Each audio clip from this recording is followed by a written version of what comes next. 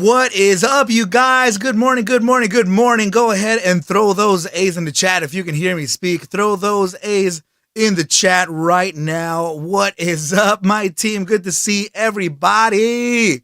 Oh my goodness, man. Guys, this would be, technically on the spy, this would technically be that long signal right at this very second at the money. At the money longs, right? So I actually, guys, I can't trade right now because I don't have any money settled right now, but the entry right here is literally at 454, like literally around here, right? So, and I'm thinking that this could actually have this is very aggressive team, and it's very, very, very unsafe, right? Super volatility at this point. If you could trade shares, it would be best, but if you could trade, I wouldn't suggest trading the options contract at this point, right? But this feels like it could bottom out very soon, right at about 453.99, and this could actually turn around, right? But keep your eyes on the prize, right, team? Good morning to everybody. Throw those A's in the chat, man. Throw those A's in the chat right now. What is good and what is going? Man, what are you serious? STAL making its move or what? Scott, what is good, man?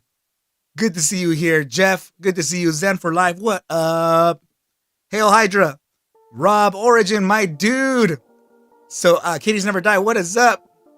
Techno, good to see you. Tony, Rocka, man, always good to see the team up in here. What's up, Frank? Oh, man. Yeah, team. Whoa. Careful on this one, right? I was thinking in here at 454.34 potential entry. This thing, wait. We can actually check out the Dixie right here. Let's see if it's actually turning around. That could be resistance. Man, it's a bull play already. This is technically a bull play. Getting that 454.34. I'm sorry, 454. Getting the close of 450, 5 already? Yeah, 455 close on this would solidify a potential bull play. Potential entry at 454.34 on the SPY here. Stop loss could be set right at about 453.96 before it actually kind of let's see. Yeah, that would be an aggressive stop right here, wide as all hell. It is back now to 454.34 at that initial entry. There could be a continuation to the upside, and I wanted to see what the Dixie was doing. Is it retracing back to the SMA 200, because this thing should have already resisted, right? Okay, so this is telling us that we may be able to find a little bit further of an upside here, but this is technically why the assets like SPY are rallying to the upside right now, to the downside. Sorry. Let me check the SPY yet again. Yikes! Coming down right to our stop loss. This could actually continue upwards just a little bit more here. That could pressure a stop on the SPY, but it's still not quite there. 453.96 would technically be it. Right, let me see. Let me go ahead and put it down just like this here. Oh man, super volatility right now. Oh my goodness, guys, who is trading right now? Is anybody in? Buzz, what is up, dude? Oh, thanks, Buzz. Let me go ahead and check that out. I want to check the DXY here in a smaller time frame as well. Oh man, that could actually push the SPY play into a stop. DXY is actually coming. Oh man, it's still got a little bit to go.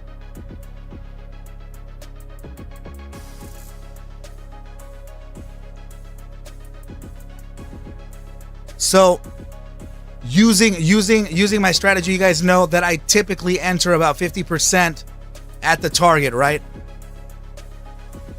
The stop right now is set to around 453.96, but this could technically be your second entry here if you had that kind of conviction, right? But man, the DXY, I'm not sure that this can entirely recover here. There's no reason why it would recover. Dark Xenon, no, you have not missed it, dude. You have not missed it. In fact, the first entry here was 455.34. we're flexing down to here, right? So this could either be the first stop loss or this could be the second potential entry.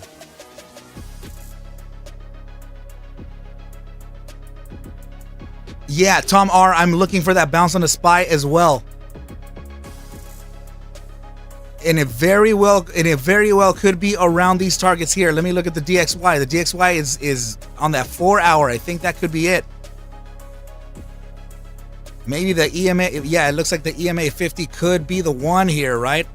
Let me see the hourly time frame, moving averages as well.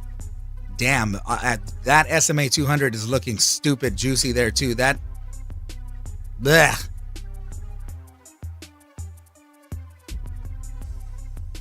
So if the SPY can actually, if the DXY actually reaches, I don't know that it can reach all the way up there though. I mean, anything is freaking possible, right?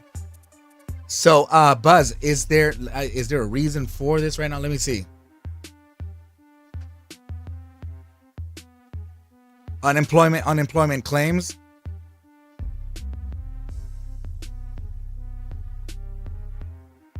Unemployment claims coming up. This is what Buzz is actually sharing with us right now. Thank you, brother. Really appreciate you sharing this.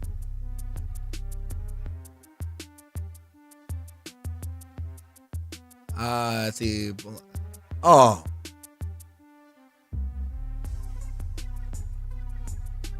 So the unemployment and crude oil, natural gas. Okay. All right. So yeah, I guess this would be, yeah, this is Eastern time, Buzz, or what do you have here?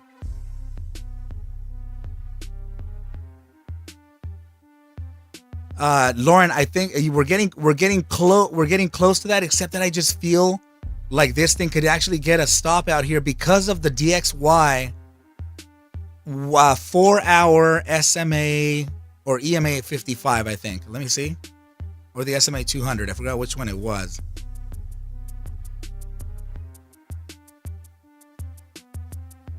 The DXY is currently, yeah, this here. It almost makes me feel like we may be able to reach that. So this is similar to the play that we played last time, to where we endured that heavy drawdown before a huge run to the upside.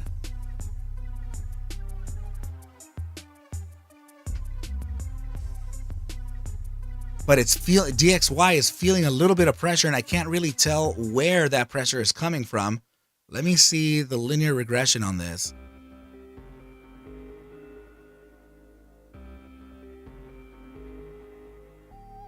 And this is another very dangerous thing here too, right? The SMA 200 on the DXY could be another reason. I guess that could have a resistance there. It's a little far away. I could have, to reposition here. Technically, this could resist at 104.42. Yeah, this would either be a second entry or a stop. Oh, did it actually touch it? Yeah, it just touched the stop. So let's see.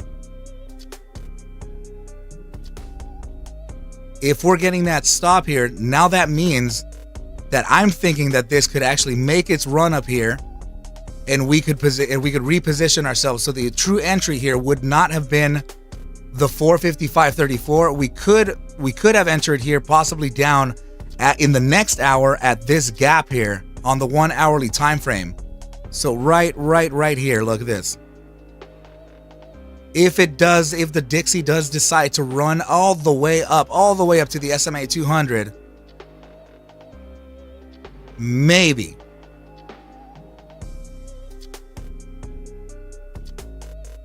Oh, sorry, I have the freaking screen.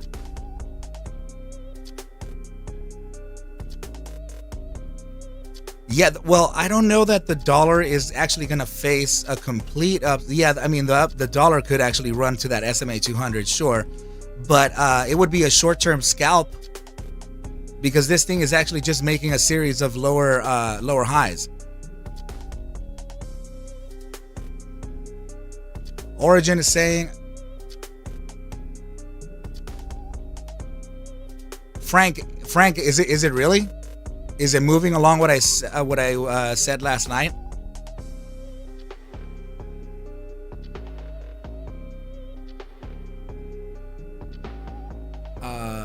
Let me repost your thing, Buzz.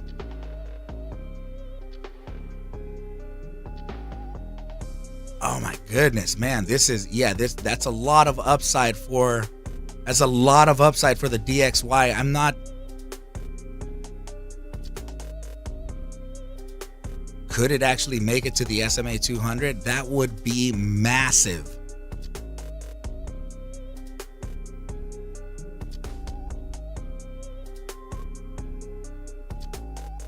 Are you guys seeing this? Are you guys seeing how sometimes the SPY increases or goes up and the DXY also? So 104.20, right? On the DXY. 454.20 on the SPY. Let's see.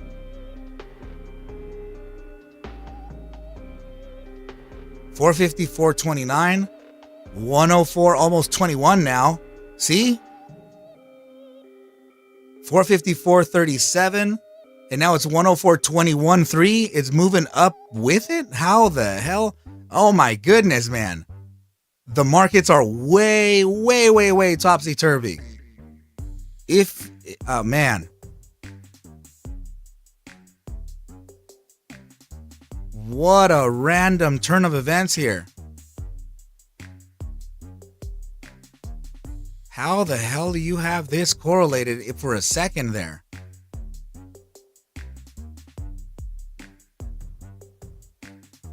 $454.28, 104.19. So drawing back just a little bit. This should actually be giving all that strength back.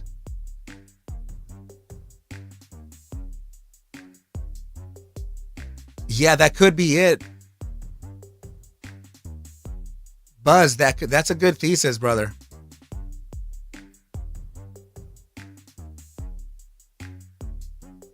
You see that though, right? You see how they're going.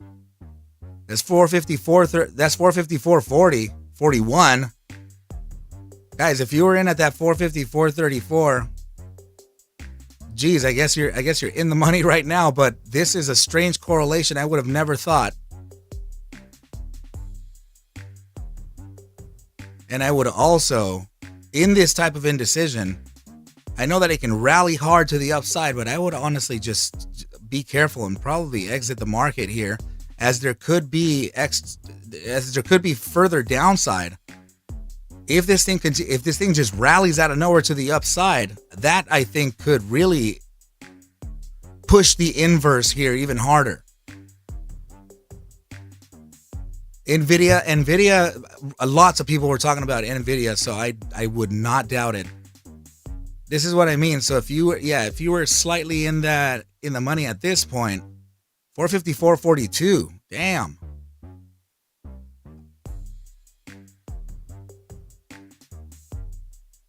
How the hell is that possible? That is incredible. I'm not complaining, right? But still. Tesla is under pressure. So Tesla, let me see this.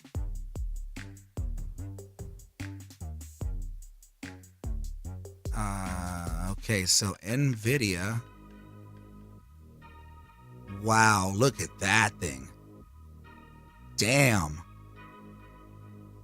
This would be a play for the SOXS. Off-Grid Gorilla, what's up, dude?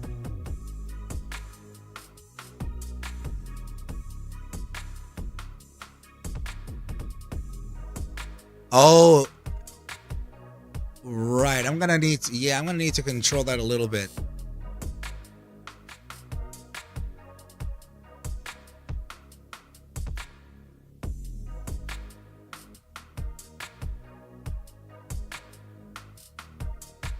Yeah, I'm gonna take a look into that.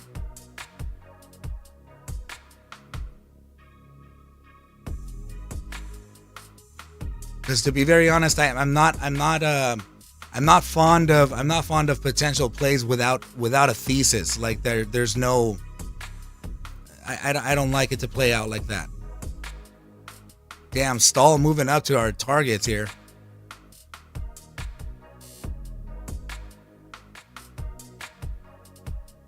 Okay, FNGR is at that place where we were talking about, right? That potential 396 bottom. Of course, it had a 385 bottom too. So, yeah, I see what you mean, Frank. Was it Frank that was telling me that I was playing out? So yeah, let me give this an eyeball again. This is incredible, man. I'm like really stunned. I'm more studying this than anything else, right? I've never really seen this happen. You see this coming back down now. It's coming down, and you have the SPY also showing weakness.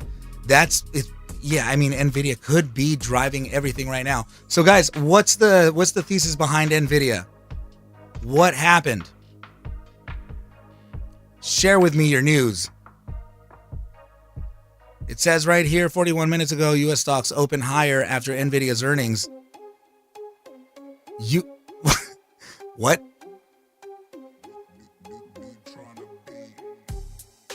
It had a very strong fiscal Q3, and this is the strong that we're looking at here. Damn. The SO, that's what I just said, Buzz. The SOXS is the play. That's a long play here based on semiconductors. Nvidia will bring everything down. Whoa. Guys, let me know if I'm getting disconnected here. Guys, yeah, did I just get disconnected there for a second? Please let me know. I'm gonna take my Wi-Fi off my phone. I'm back. Damn it. What the hell happened?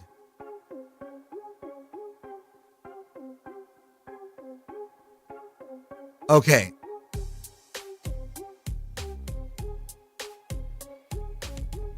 It went video only for a second, that's all. It was a glitch in the matrix, says Bob. Hey, Magica, good to see you here. But I'm back. What the hell? Now we're getting connectivity issues? Come on now. Stop messing around now.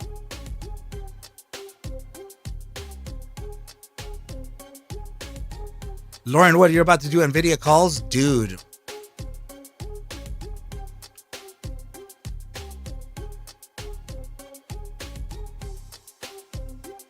Oh my goodness, look at the SPY trying. Guys, that, like, whatever is happening with the SPY, that actually means that we were technically supposed to continue upward here. We were not supposed to face this downside. Sebastian, so PCSA, that was that one play that I put up, right? I really appreciate that dono, my bro. Let's look at it. Are you, I remember last night you were talking about a potential long zone. Where did you long, right? Because this was our reloading area, right? Actually, both of these were, if I remember correctly.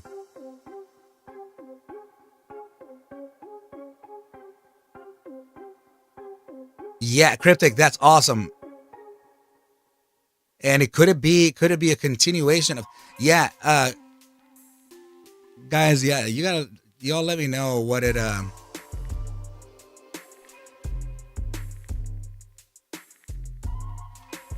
yeah, I don't know how I feel about that. The continuous posts on the community chat in Discord. I feel like there should be a thesis. Like I always kind of encouraged a thesis behind a trade, not just like, okay, let's do it, and then we're in, let's go, and then that's it. Stall is going strong. Okay. I'm trying to correlate. I wonder if now the microcaps are going to start slowing down, because we're looking at the SPY at 450, 455 now.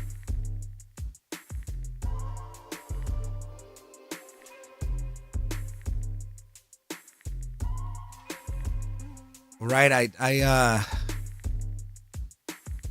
also just posted a thread yesterday that I want to make sure that I can pull the community out of the penny stocks, because that's it's not safe there. So I'm not sure which was guys, which one did you end up choosing here? Did you end up choosing this as a second entry, or did you end up choosing this as a stop loss? So whoever you are, that 467, 450, 467 or 68 could have been just a take profit there. Like right now.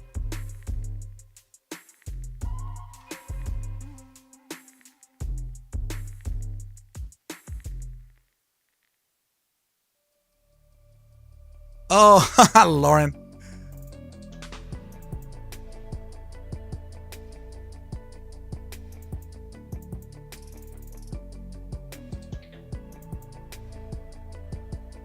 Thank you, Double X. He is doing good. Thank you so much, my brother. Really appreciate you.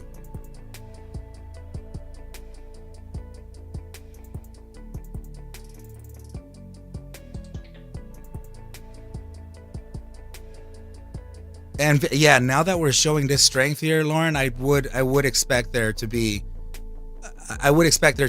a further pullback, right? So now the only thing I'm wondering here is if the DXY would actually come back down and test the support before a continuation.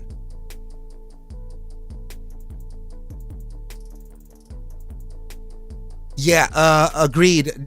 Danielle, what Cryptic just said, I completely agree.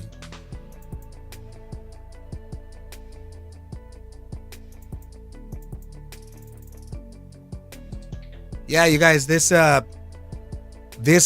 massively in the money. If you ended up taking, I'm not sure who's who here.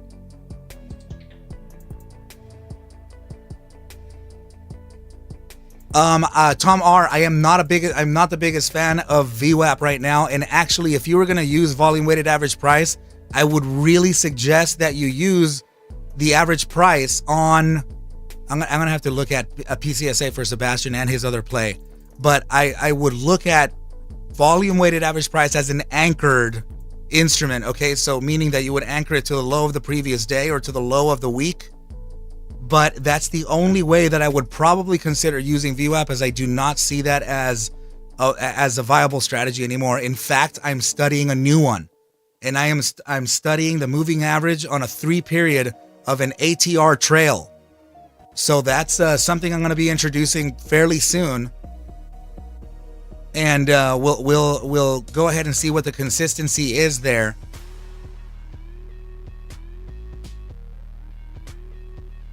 Am I still streaming at low? Hold on, guys. I'm gonna.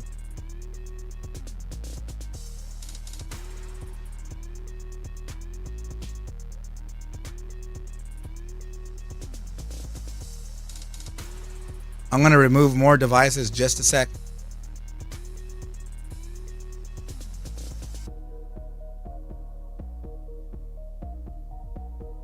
Yeah, so guys, just to be clear with you, the things that I am not trusting anymore. Battle, thank you so much. Dude, you guys, thank you so much. For just really quick right now, right? We're going to be looking at PCSA and then also ticker symbol EFTR for Sebastian Lim. Thank you, brother. I really appreciate you. Let me pull up EFTR now. Sebastian, let me know. I don't know if I actually caught it or not, but please let me know your entries. Battle, that's dude, I really appreciate you, man, but I really was just trying to look out for you.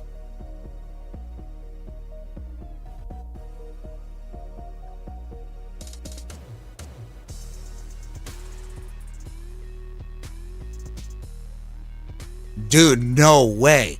Did it actually, guys, damn it, hold on. Oh my goodness. Okay, you guys, here it goes. Remember your targets, okay? So if you're in STAL, this is your take profit coming up. You're looking at a take profit potential of a solid 1 cent, but remember that you have a resistance at the SMA 200 located at around 111, and your potential top FOMO side could be 121 to 129. Okay, if you don't remember from the analysis, I'm just giving you that quick reminder right now. Okay, but we are approaching the take profit target here. I know it looks like a good play. It has a lot of good fundamentals, but I'm not looking for that. I'm looking for the short-term play, get in and get out. Okay, so this is playing out nicely. Jeez, the SPY is freaking recovering. Right? Oh my goodness. So Cryptic Trader saying VWAP has not worked as a reliable indicator for about 2 years. I would have to agree with Cryptic. Another thing that I am not the biggest fan of, team, is actually reading the level 2. Level 2 is actually starting to be something that I do not rely on. I do not like reading it anymore, as I am noticing an enormous amount of a spoof or wash, right? So those things are actually invalidating the level 2. This is pushing me into the entire narrative of following psychology and following price guidance than anything else. Cryptic, I believe it, man. That is, I'm not the biggest fan of it whatsoever. I just want you guys to be careful and make sure to keep up with whatever is trending today, right? Because these things are of yesterday's potentials. Yeah, I honestly would not even look at it, because that's going to start faking you out. Kill it, Lauren, kill it. Yeah, the SPY is actually showing a little bit of weakness too.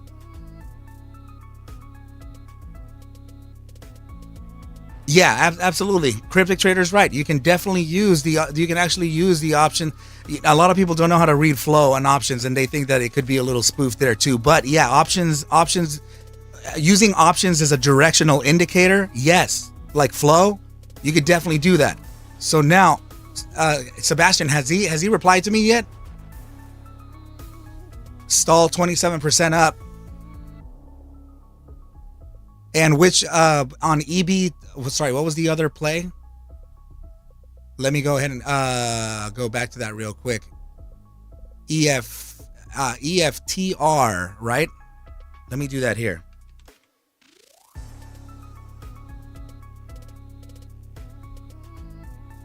Damn. Okay, so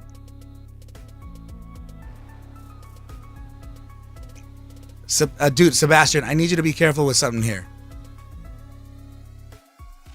Nah, what, Lauren? That's great. That is great.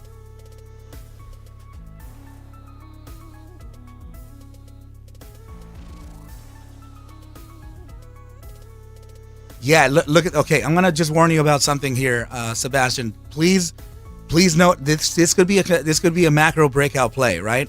This is actually an ascending triangle. Where are you in? Are you already in on this? Because this is pulling back. This is a breakout play. It needs a retest, and it needs a retest of two very critical points. Need to keep your eyes on the SMA 200 daily here, okay? This is what's going to tell you that this particular ticker is entering its own bull cycle here, right? So this is going to pull back out over the next few days maybe, or it can do it in one day since we got that massive volatility to the upside. Okay, good. That's good to know. So typically this is the breakout. We retest, right? The top side of the triangle here.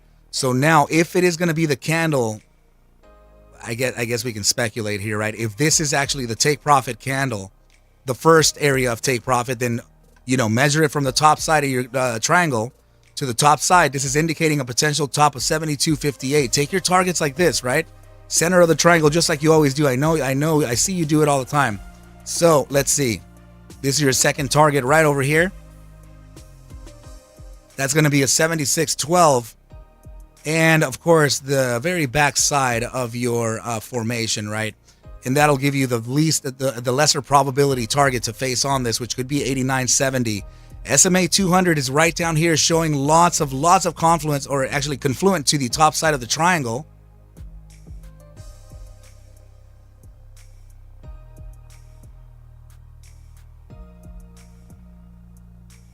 And that could be, that this feels. Don't get faked out on this, because there's going to be several areas of bounces, particularly this zone right here, the low of this candle at 66.34. That could be a little bit of a bounce zone. But then you have the resistance where you're sitting right now at 67.20. I do believe that this can zigzag here, but I don't see this as I don't think there's any reason here for it to continue to the upside just yet. The 4-hour time frame, RSI, this is what I'm looking for here. You get this massive drop all the way down into the gravitational zone, bounce from the SMA 14 and that gravitation for a continuation to the upside. A very, very, very basic type of outlook, right? Let me see the 6-hour. 6-hour still corrective towards that upside. 3-hour going to force an upside very soon. Okay, all right. Immediate and short-term time frame. Look at this. Let me see the hourly. Yep. All right. This is the bearish breakdown here. So you're breaking down beneath the SMA 14, right? You're going to get this quick little bounce to the upside. That's what I mean by not getting faked out, right? SMA 14 potential resistance and continuation to the downside. You're getting on the hourly time frame. You're getting outbound money, right? So this is money flow outbound. So I still have conviction over this thing falling down to the targets that I just mentioned to you. Let me give you the loading zone on this, because obviously we know, right? We already know that it could be that bottom side of about 63.30 located at the top side of the triangle. But let me give you that potential now, because there are two of them. I see the top side too. We can make this range to the upside, have a tight stop beneath the prior bar highs, right? Which would be at around 62. A stop at around 61.95, depending on how aggressive you want to do that, right? So your potential entries are looking like 63. Yeah, 63.30 to about 64. And that is currently what I'm looking for. Yes, this is totally 100%. Yeah.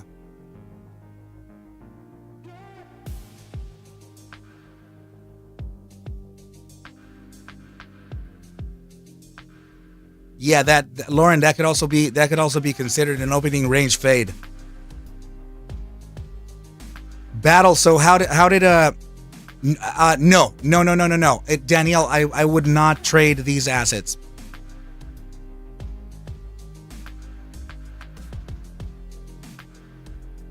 I would not trade these. Hold on.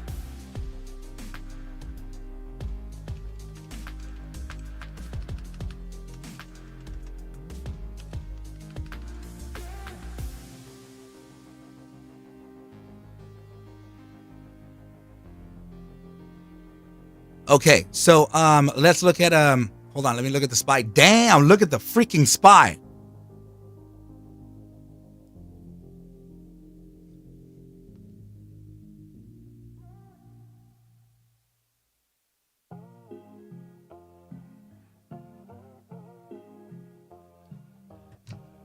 Okay, let me just make sure to keep an eye on this thing, team. Oh my goodness.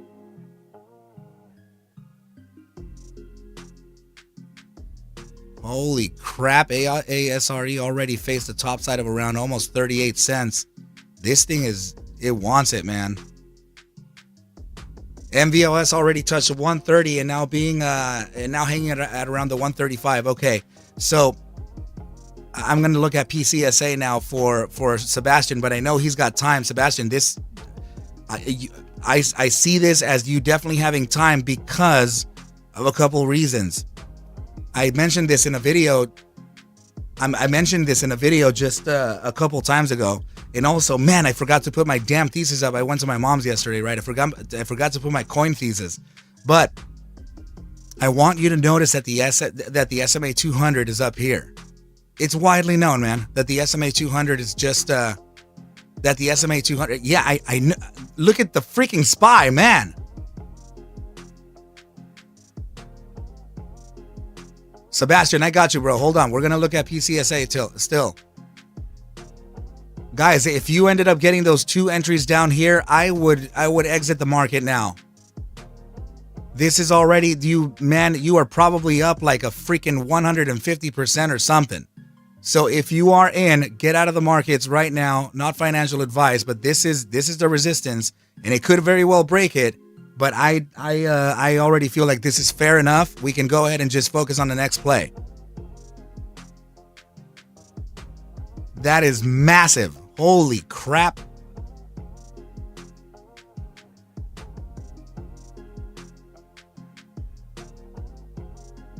Oh, dude, Buzz, I'm actually talking about long calls for Coinbase, as I think I see a 150 in about a week or two or less. Yeah, guys, you see it right here. You're seeing the volatility kind of slow down right here. This is technically the take profit at the money right now. Okay, so if you are in, this is it. That's it. All right, I would not play it beyond this. It could still move, but you can see the resistance here. Just get out of the market right now. Not financial advice, paper trades, paper options, right? But that would be it right there.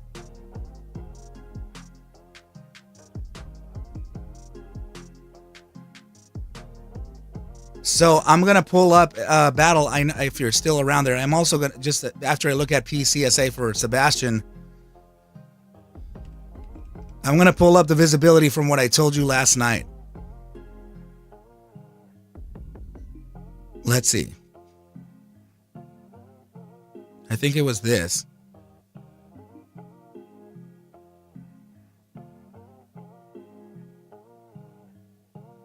Hold on. Guys, how's the please let me know. Yeah, please let me know if I'm still kind of connected here.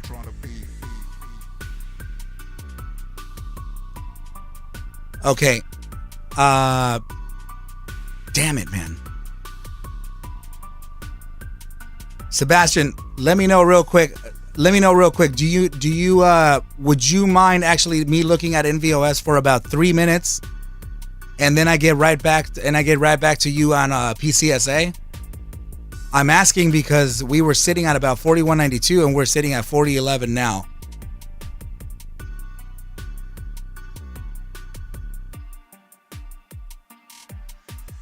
Please let me know, brother, because I know that I can well, I know you're in the money on this, right? So I'm looking at, and then also you're testing that SMA 10, which technically would be a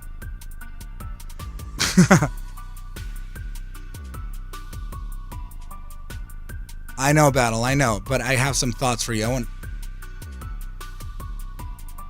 Okay, good. Joel is saying that I still sound connected. Good. Please let me know, guys, if I'm experiencing or if I'm going through any weakness on my connection, right?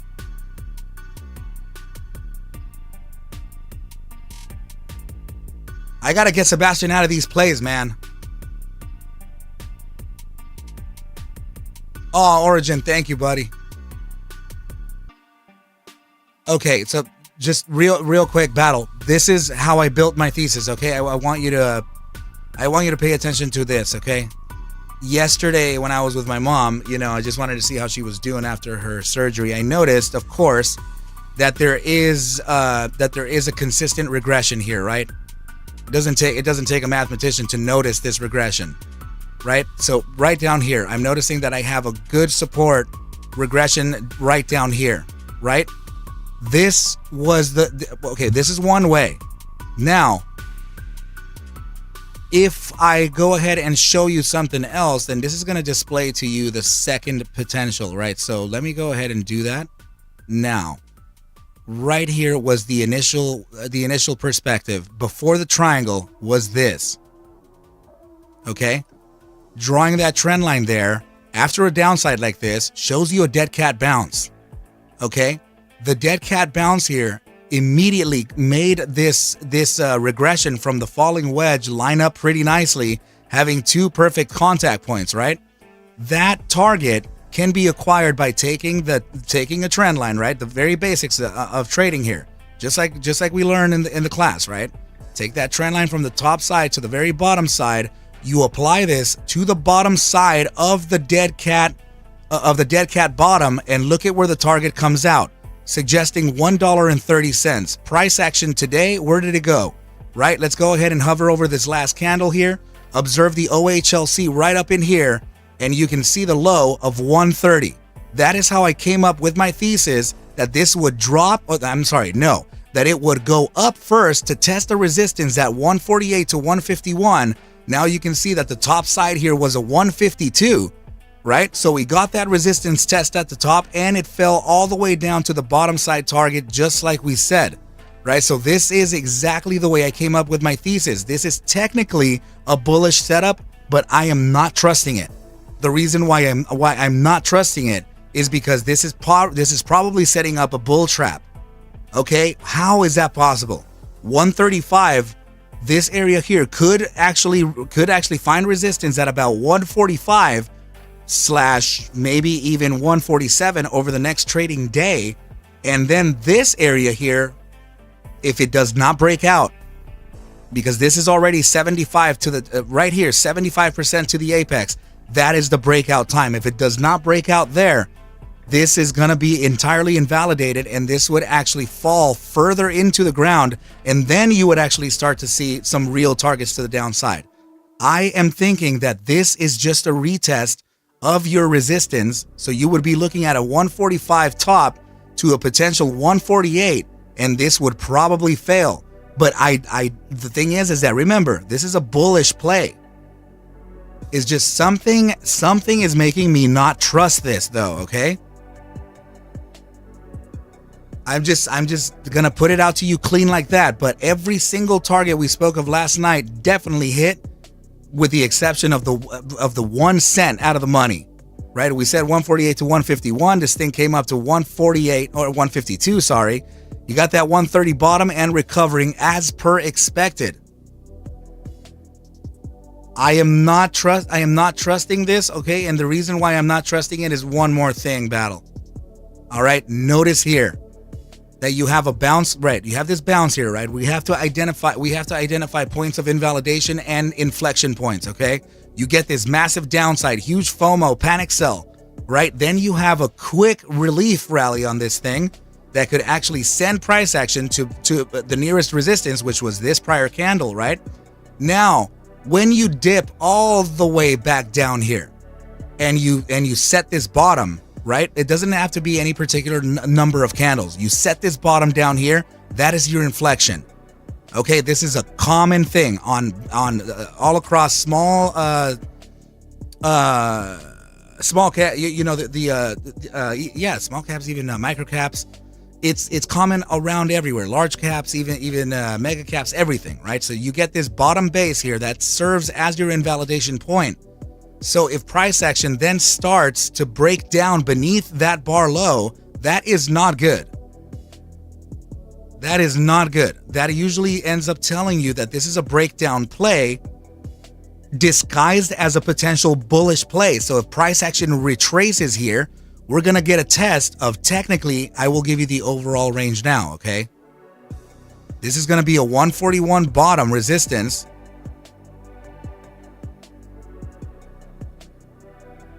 Hold on.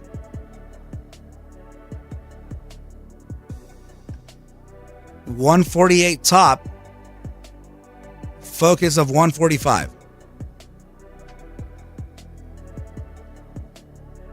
And this invalidation is why I'm calling a potential bull trap. Because this is a bullish formation. And we're thinking here that we're going to be able to break out of this to the upside. I hope I'm wrong. I hope I'm wrong, but I do not think so.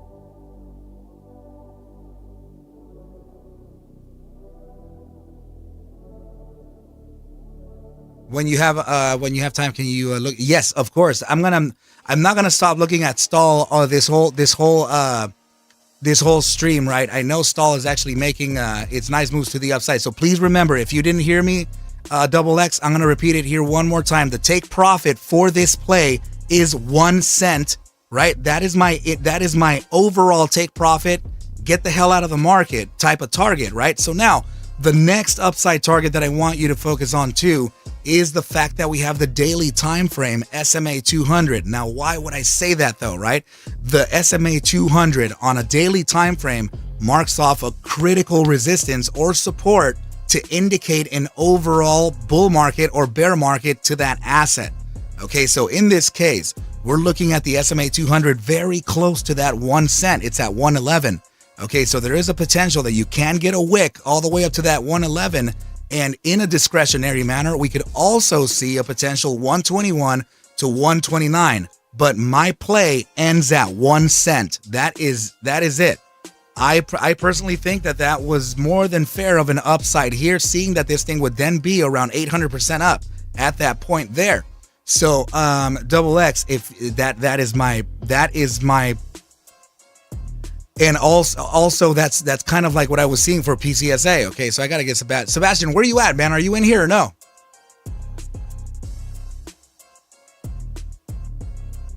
The People's J, what's up, buddy? Let me answer your question real quick. I do need to get to PCSA for Sebastian. Where you at, buddy? Let me know that you're in here, because I cannot tell.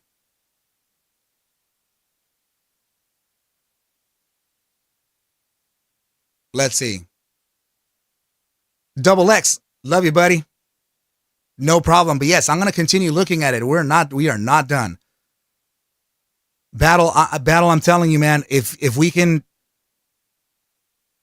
this thing could actually make its 148 top, I would really, dude, it's only because I love you so much, man, but I would really pull out half position here if you have conviction for an upside. Or remove me personally, I would be looking 50 to 3/4% if I still had conviction of a potential upside in this play. But I just would really like to slow the rate of loss down in this and not double down. So let's see. People's J, you were asking me, does the angle of the triangle hold any weight or volume to believing in the no, the volume is not telling me that I would be facing a potential bear trap. Let me speak very clearly on that here. There is a way that volume can tell you that you're in this formation in the first place, right? I hated that my volume is completely on log. See how the volume is actually on this descent here? Let me show you like this, right?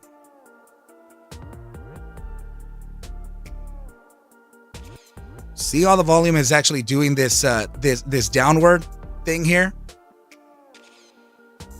This is telling you that you are within the triangle. This is one hint.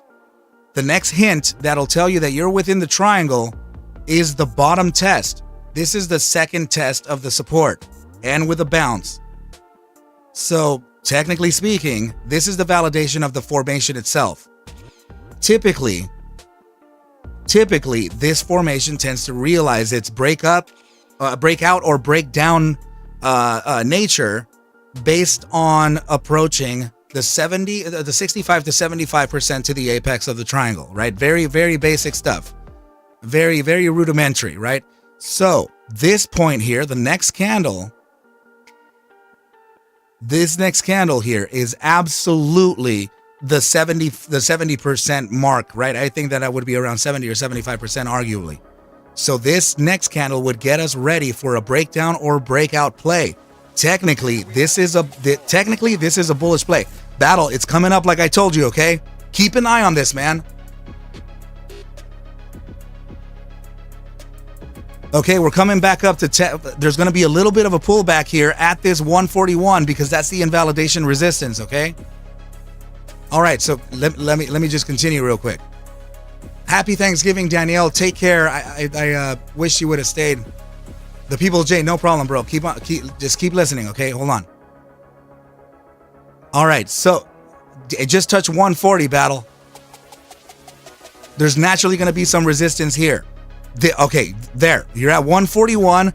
This is our first area here. I'm thinking that it could go all the way up to 145 or 148. This is the resistance that I just talked about. This may be able to come all the way back up to the next area. We have 1 hour and 8 minutes to close this 8-hour candle. If we don't make the 148 on this 8 hour, we may get it on the next 8-hour candle.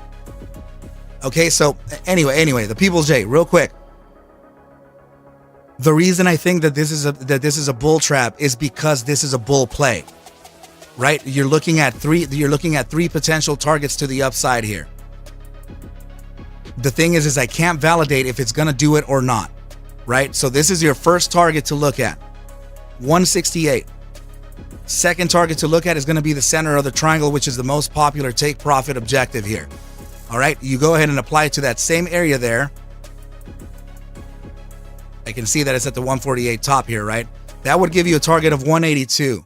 Your next one would be the top side, all the way to the bottom side of the triangle. Apply it to that 148 too, right? That's going to be at the breakout here. So next target is, it's suggesting $2.15, otherwise known as your top side of this range here, which came up to a high of 212. Okay. Oh, Sebastian, damn it, man. Thank you. I was wondering where you were. All right, good. I'm happy you're here. So this is blinding the hell out of people. The People's J. All right. So this is, I'm going to just list them here, right? I'm not saying that it doesn't have the potential here. I'm just saying that the likelihood of reaching these targets is becoming lesser and lesser based. Man, what the heck? Hold on. Is becoming lesser and lesser because we are breaking down beneath the range low. This range low here is the invalidation zone. So 1 hour and 7 minutes, we can minimize the risk of breaking down here simply by closing this candle above 140, above 141 or 140. So now you're minimizing the risk of a potential breakdown by 50%. Now it's completely a gamble, right? So now the thing is that if we close resisting this top at 75% or 70% to the apex, that is also huge weakness and price can fall. So my thesis is here that retail is taking such a huge freaking breakdown, psychologically speaking, that they're going to go ahead and place sentiment against the invalidation zone with potentially pumping up a little bit higher than it, fooling everybody to double down in their positions because we're about to go up and then this thing gets knifed. That is my essential, that is my bottom line thesis. Now, the dangerous thing here is to identify your bottom side targets. Just like we did the top side, that is how you do it. Okay, and then this one too. This becomes a really, really dangerous play, and I would really hate to see any of the team in this. So now this is why I'm saying, man, the thing is that I can't tell you if it's going to be wrong or right. There's a massive catalyst on this that could send it to the upside. I'm just not sure if they're going to use that opportunity to take this thing. So final call out here is 89 cents. With the first target being $1.13. I am really upset that I can't find my initial. Hold on. It could be here. Let me just see if this is the one. No, this is the one that we're using right now. What the hell? Let me see.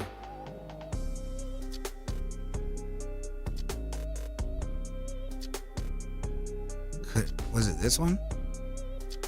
Oh, crap, it is. All right, so yeah, this was the thesis from last night when I was at my mom's.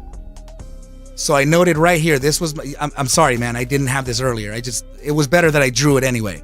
So this was at my mom's last night. That was my target, 148 to 151 resistance. I tagged it there, right? Price action did its thing. We came back down to get that 130 bottom, right? Here's the 130 that I have from my trend line here based on the dead cat bounce. This forced us to face the bottom side and confirmation of the bullish play.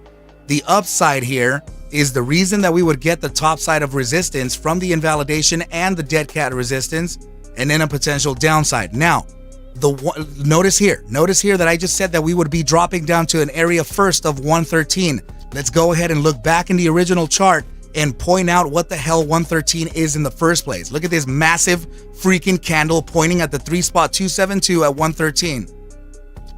Not cool. 105 being the next bottom side target, 3 spot 618 at 109. You have a resistance range of 105 to 109. Next target is 8904. That I can't even reach it. Battle, you still in here? So that's my thesis, brother, and that's honestly, I didn't want to put that out.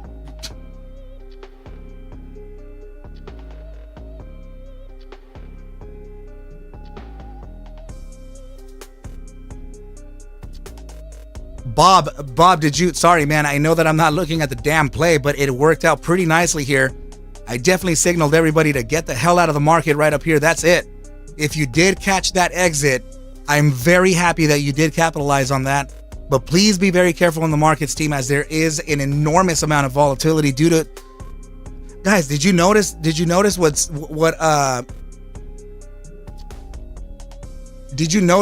Zephram put up on the Discord earlier today? Zephram put, I know that it's going to be a little hard to see this, right? So let me just share the screen.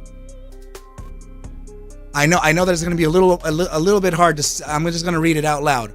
So Zephram puts, wild, Sam Altman to return as OpenAI CEO with new board members.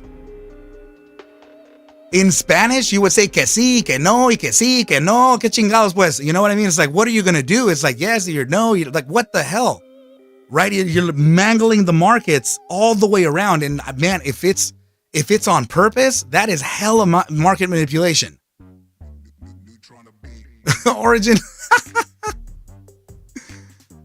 Raka, that is entirely dependent on closure. 3 minutes. So that's going to be, dude, 1 minute and 55 seconds left. I would not trade the SPY next.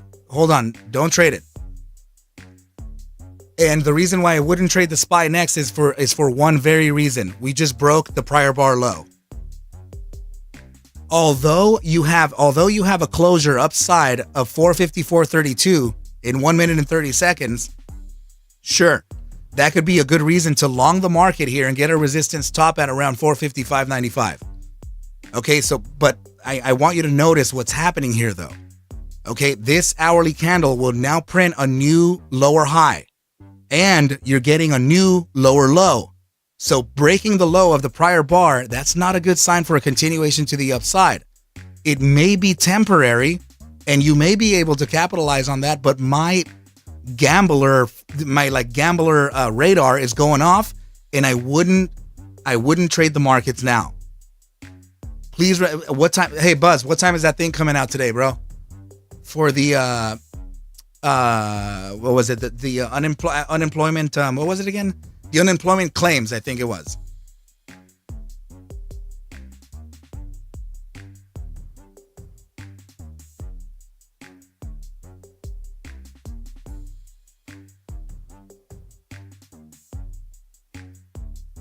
Let's see. Off-grid gorilla. Sorry, bro. I hope I didn't overstep my bounds, but I had to say something to the team. Oh, man. Dude, no. No, you didn't overstep, man. But now I'm feeling that you're gonna probably get into a little. So here's the close above. If there is a play here, this could pull back. This could pull back into the zone of let's see, of about 454.25, right? But please remember that this could also make a new lower low. Right, so if there is a play here, initially you get the you know what? I can't wait to introduce to you guys like this new the new thesis I have. I'm gonna still be using the linear regression, but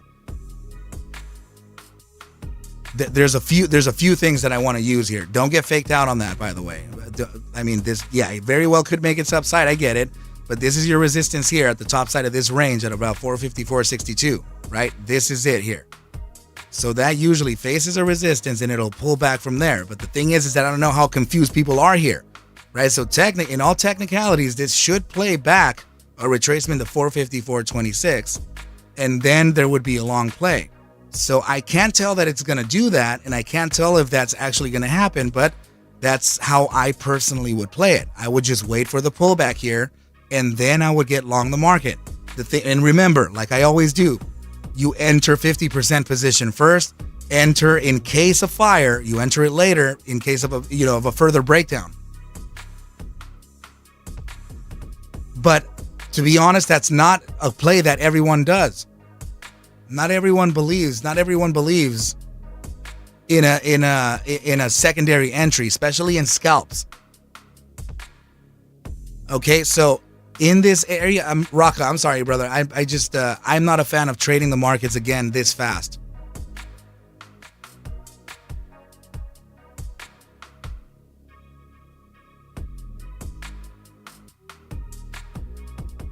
Oh, Off-Grid Gorilla, you do it, brother. You kill it. You say as you will. You're not in Twitter there, man. You are definitely, dude. You're in my kingdom in there. You shall speak as you will. Raka, dude, I appreciate you too. The last thing I want you to say is like, oh, damn it, I could have been making money this whole time. This could have been to the downside or to the upside easily, right? It's just the thing is that if I can't long the market or short the market if I have any doubt in my mind. I have to have a certain amount of conviction that the play would play for an upside, right? So if this is going to resist, remember that we were talking about this current structure. I'm not sure that it's going to do it. So, Sebastian, are you still in here?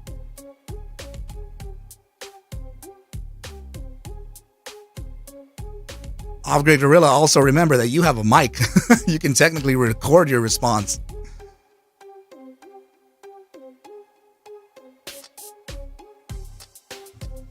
You could also show your damn gorilla pictures too, bro. You'll be scaring anybody looking the way you do.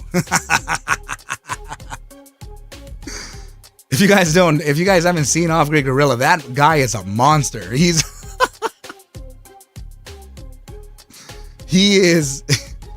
a big dude. I wouldn't be talking nose smack on that guy, man. Damn. All right, so here's the resistance that we spoke of, right, my brother? This was the top side, literally. Getting that resistance right from where we said. But dude, it's just like I don't know, man. I can't trust this play. Seb, did you fall asleep? Come on, man.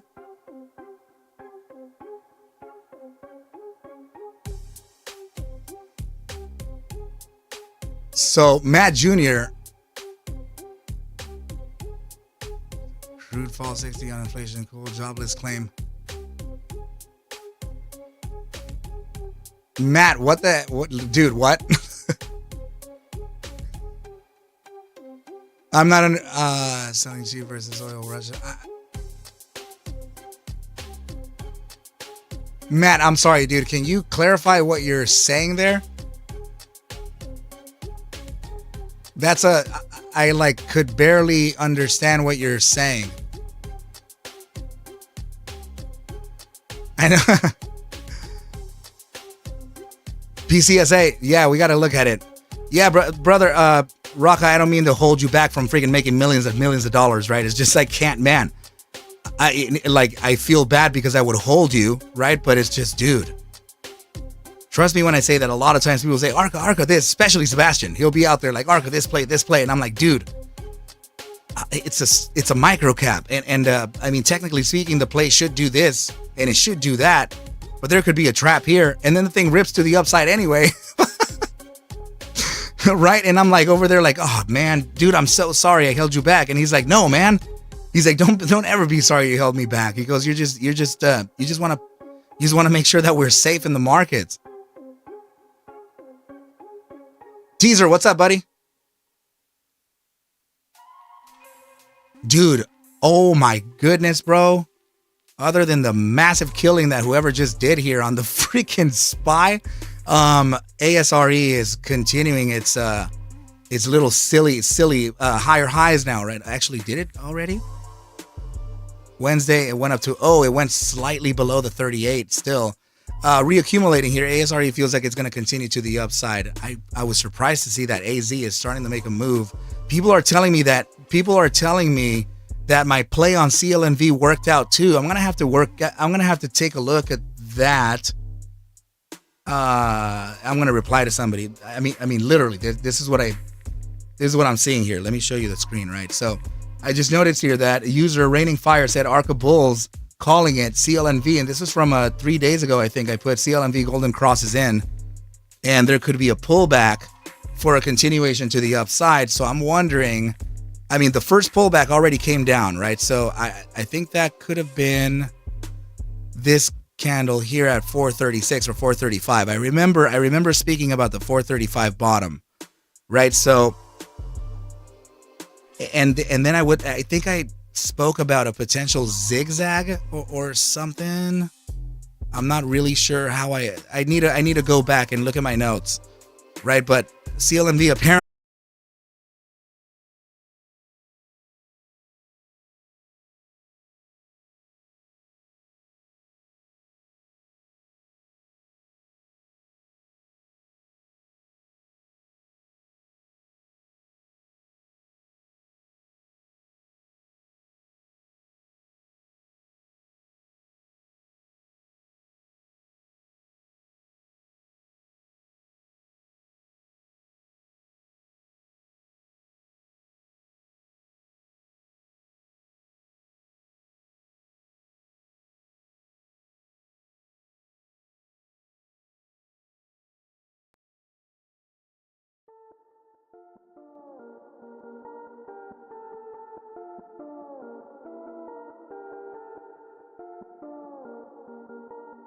Man, we got 64. Wow.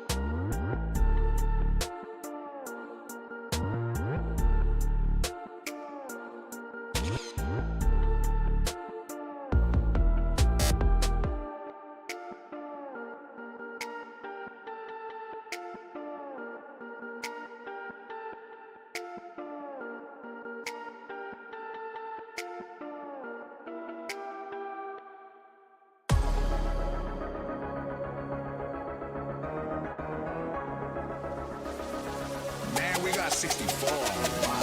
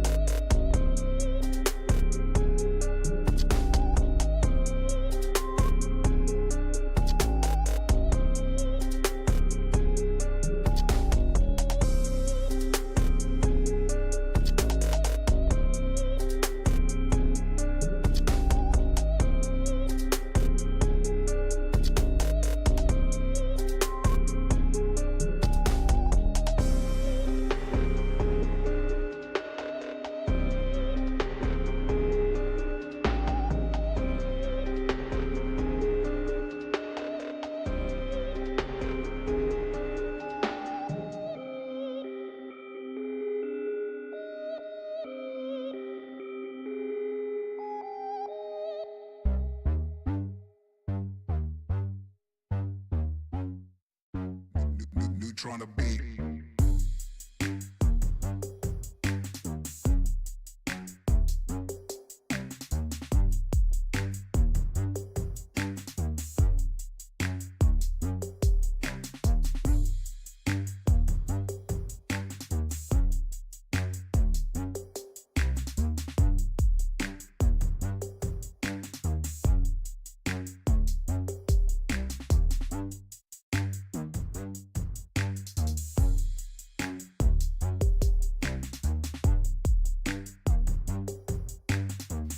Check. Check, check, check, chickity, check, check, miggity, miggity, miggity, mic, check, miggity, miggity, a. Oh, can you hear my voice? Throw those A's in the chat if you can hear my voice. Miggity, miggity, miggity, mic, check, miggity, miggity, miggity. Check, chickity, check, check, chickity, check, check, chickity, check. Yeah. Oh, nice. We are back. We are live. Dude, capitulating.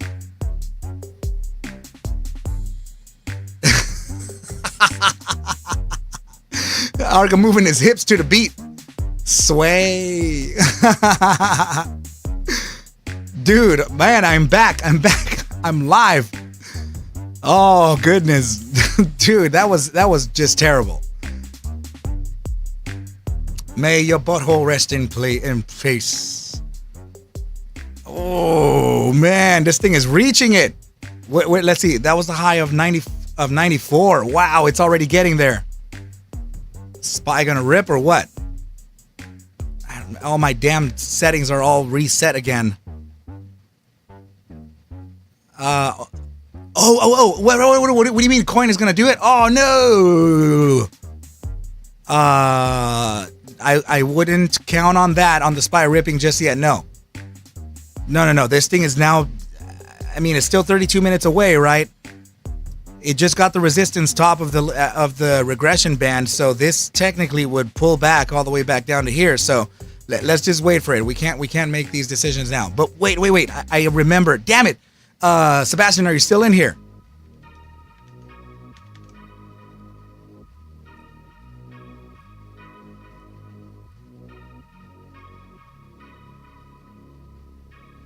Okay, damn. ASRE is recovering again.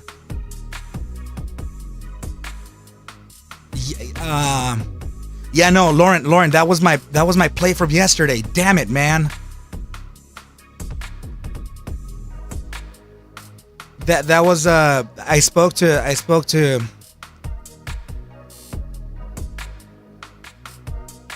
the guys about a potential play, and I'm super bullish on coin. Let me see.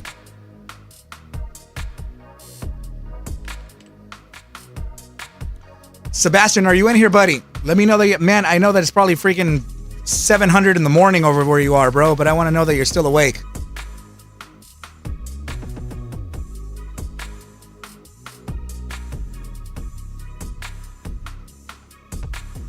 We're gonna run this thesis together, though.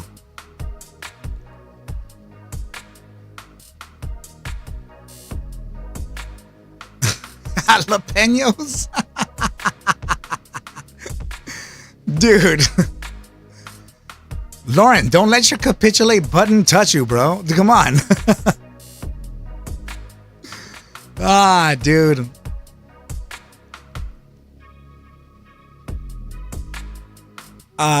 Dude, well, I mean, you gotta check me on this, but,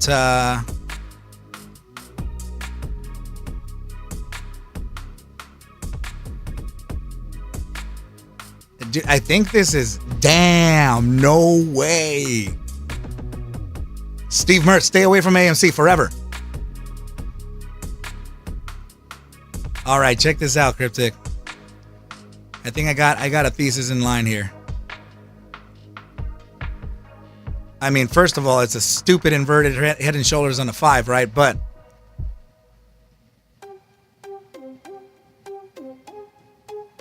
Cryptic Trader, your name is Theo? Dude. Okay, look. I want to show you something here. First of all,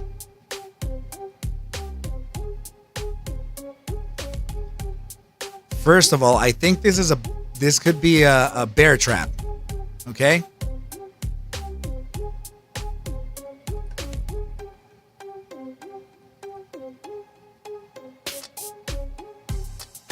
Okay, so technically we're not broken out just yet.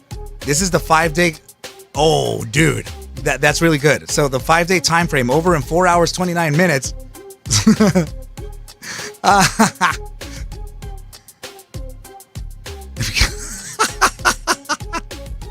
Lauren, bro, that was ridiculous. So anyway, what I'm saying here is that in 4 hours and 29 minutes, coin is gonna potentially close upside of the SMA 100. Okay, so that's kind of big, right? And it already validated the support back down to 94.15 a few days ago. So, dude, I'm telling you, Off-Grid Gorilla, put in your gorilla pictures. Nobody's gonna mess with you, bro.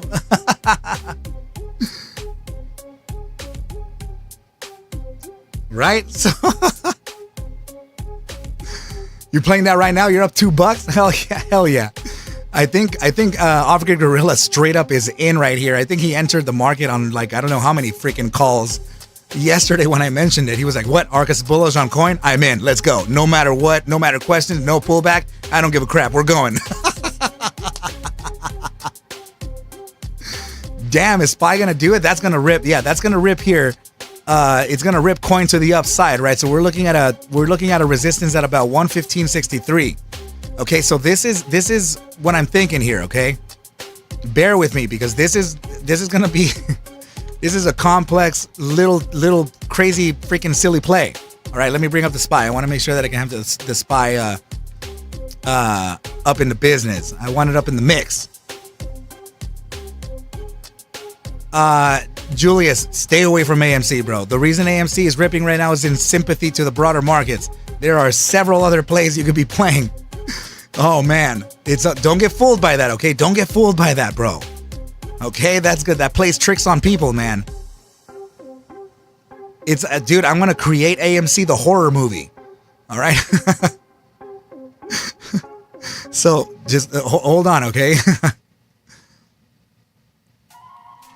Yeah, hell yeah, Lauren, is it pumping up?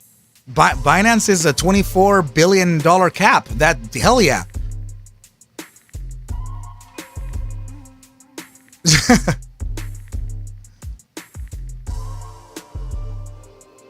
Yeah, once upon a time I was invested in a stock called AMC. The end. For real, dude. Sebastian, are you in here or what, man?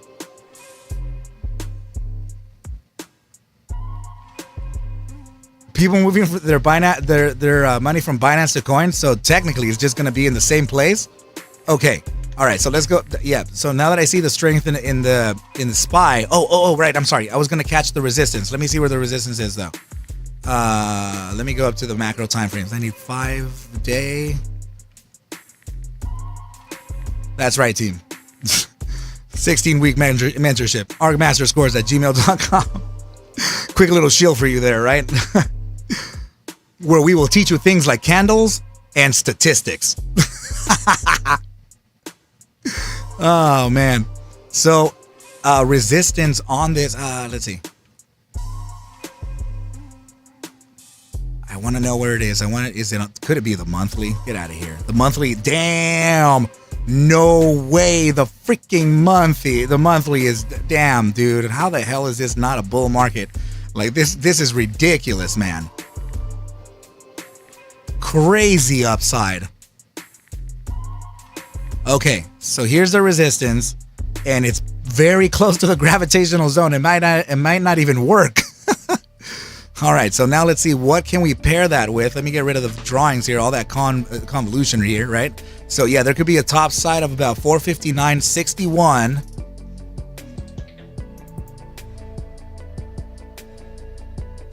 Okay, it's a freaking range. Let me do that real quick. So this would be our macro resistance right up here, 457.83. What's the top side of this? This is going to be 459.44. That's close enough. Okay, now let me measure this. 455.06. Okay, we're at 455.06.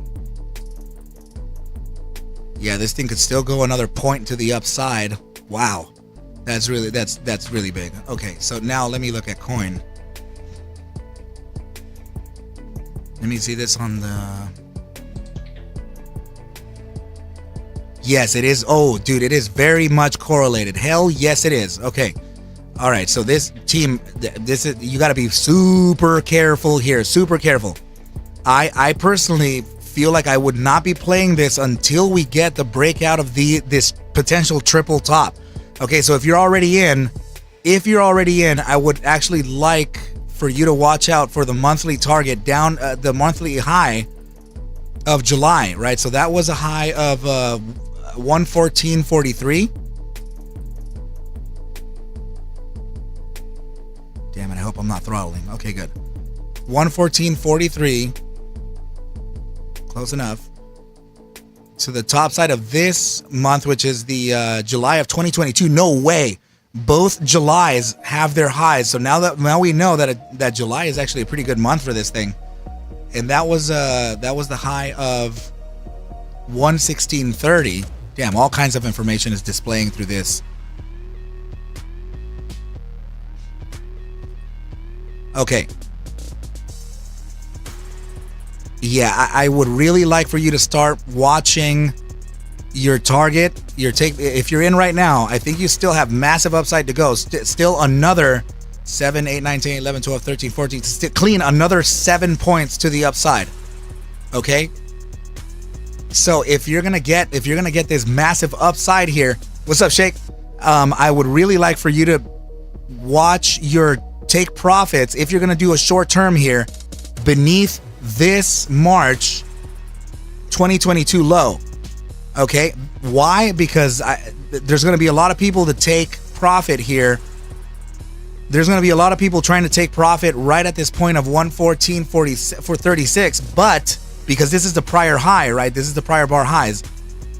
But you have these critical candles here that would be signaling a potential early take profit from these people.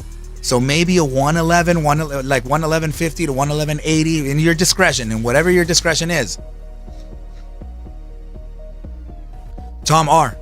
You just said JK. All right, so I'm just going to put it there like that because kick your butt if you don't get out of the markets, right? But this is just a temporary pullback.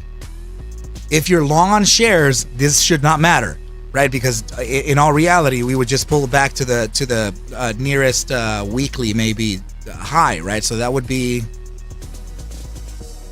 yeah, actually it would be a pullback. Damn, no way.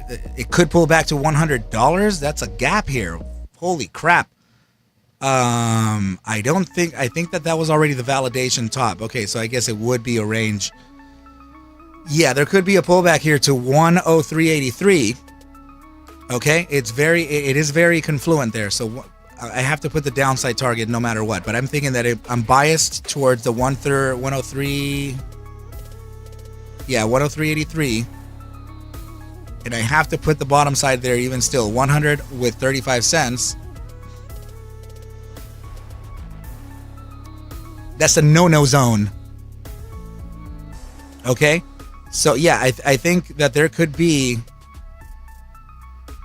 that continuation here to that 111.85.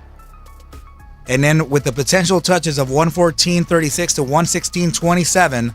And then this could actually face a pullback here to start validating this area here, right? The 103.83 to 100 with $100 to 35 cents. This would be the catapult or the spring for us to break out, right? So this is going to create, I think this is creating a bear trap of massive proportion. Okay, so, and I'm saying bear trap because this is a huge freaking triple top, right? And man, so in other words, this Oh, dude. Okay, here's the trick, okay? Here's the trick. Get a daily closure upside of 114. What top? No, the top side here. Get a daily closure upside of 116.27. This thing can slide all the way up to 150 with 12 cents.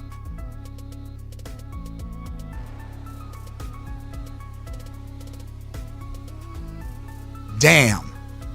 Guys, there's no resistance after this point here of $1.16 with 29 or 27 or whatever that is. There is no resistance all the way up to around 150. What is the low of this wick here? This is stupid. Man, this is going to be a big ass play. Wow. That's going to be a low 150.12. Guys, that's super likely. This is creating a bear trap like no one's business. Like, get out of NVOS, get out of AMC, get out of Finger. Just, this is the play here. This is the freaking play. Damn. Now, how long would it take for it to get all the way up there? That's it. This is a swing play.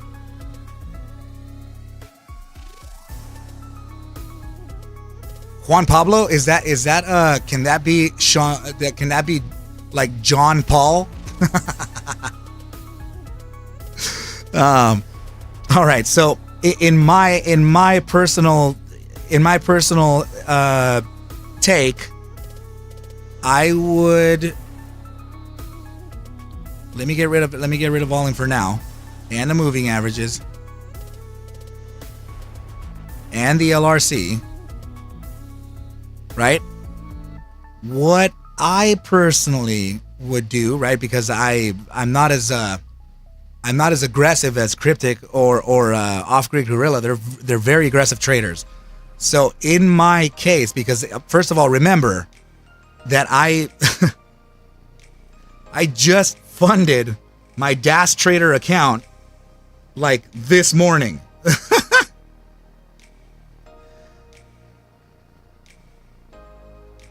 Let's see.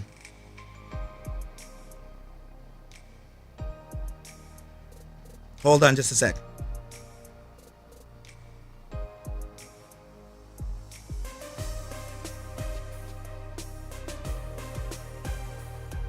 Okay. So, let me close out my damn thing here.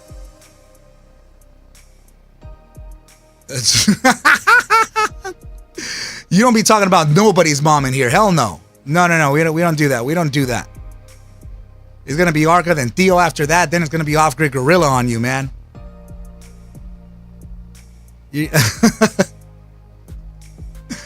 Talk about potentially getting ran over, getting resurrected, and then ran over again. You're fired. Oh my goodness. So, right, guys, I'm just gonna put it like this, right? I need to relearn my DAS Trader, so I'm gonna be a little under the weather with you trading, okay? So just bear with me as I learned, as I literally relearn how to trade again, right? I gotta order a new Stream Deck because I have a Stream Deck literally for my YouTube stream, and I'm gonna use the other Stream Deck for my damn trading. So I will have 64 damn buttons, man. So anyway, in my personal thesis, I'm gonna bring back the LRC. This would be my play here, okay? I would wait for the breakout to 123.78 and the pullback to test the top side of 116, which is the short invalidation zone, right? So the short thesis here, they're going to try to get short the asset at 116.27. Between 116.27 and about that's saying that if it's going to do it within these next 2 days, 123.93 is their top side. That's a short entry, okay? And also the short entry down here at 116.27. So that's going to be the liquidity that the bulls can use, okay? The thing here is is that they're I mean, this is playing with fire here. Okay, so oh man. You get the resistance touch. You come back and start validating these supports because it's very likely for the supports to come all the way back down, even beyond 112. Okay, so this can actually technically come back down to 103.86 and break out on true test number 4. If this test 3, the test 3 right here is the bear trap, okay? Listen carefully. Oh, Cryptic, yeah, dude, please. I'm going to hit you up so we can get the Dash Trader up and running. Dude, I was going to ask you, and I know that also that I'm already pending my options trading too. I think everything is set up. It's just, my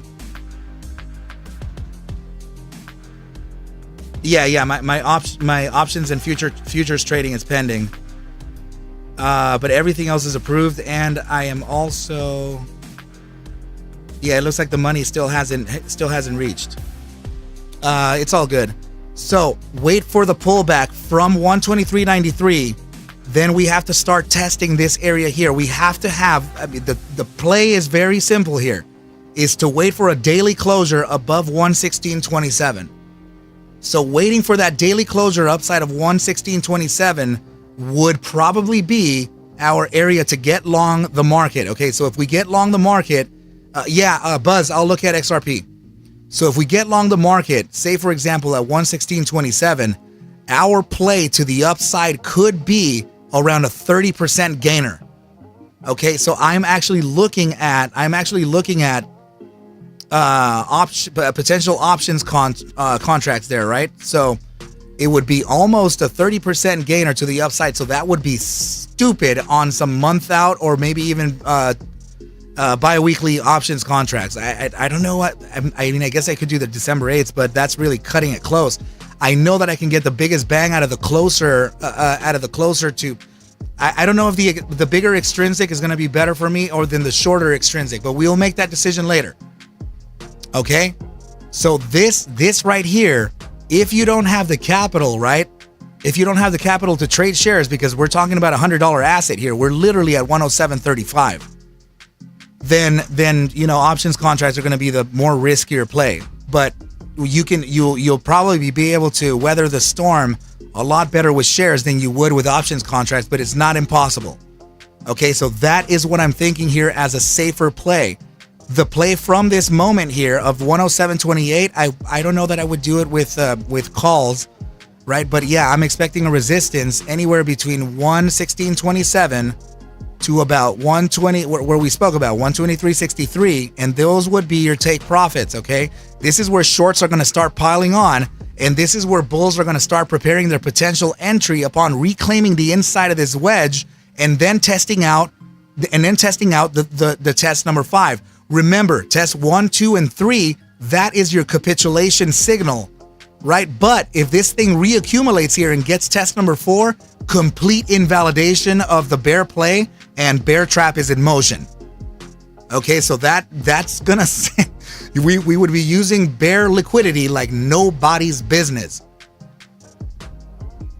Man. All right, so Lauren, do you know words in Spanish?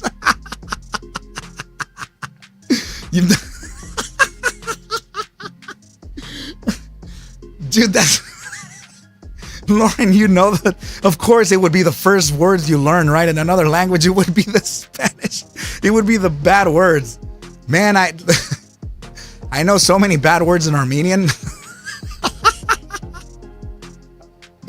Dude, the point is to use them the right way.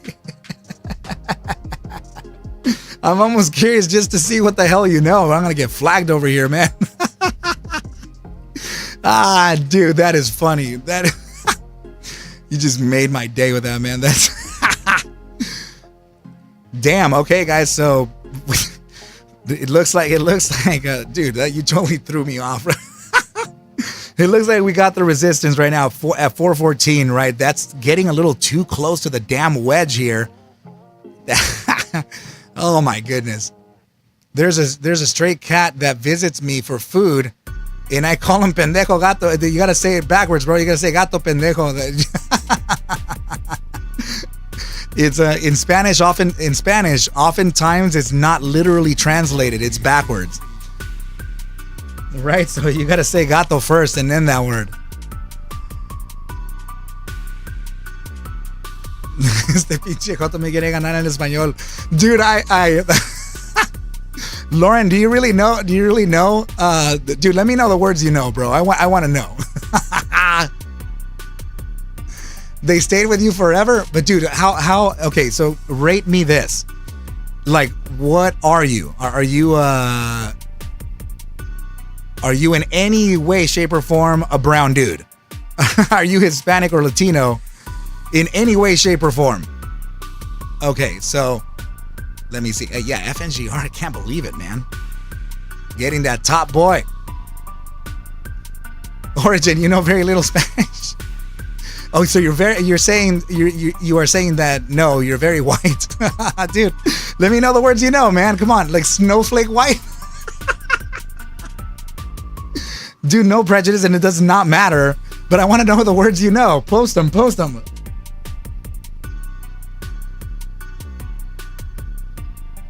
No trust, no believe is saying like finger. It's going backwards.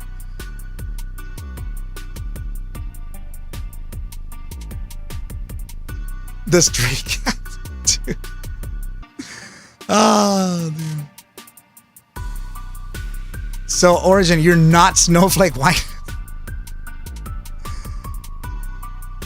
Okay, so you said it right you said it right in the first, right? The second word that you put is actually the tip of something, right? Like the tip of a pen or something.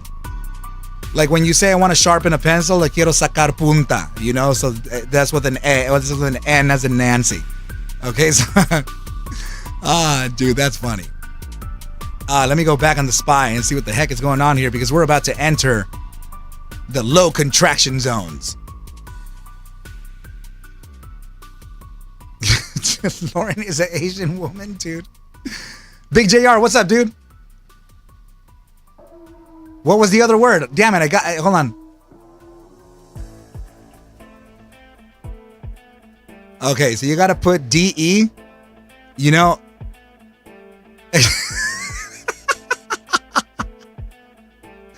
Like you just said right there, like literally you said sun point, right? So there's you gotta remove the N, brother. And then you also have to add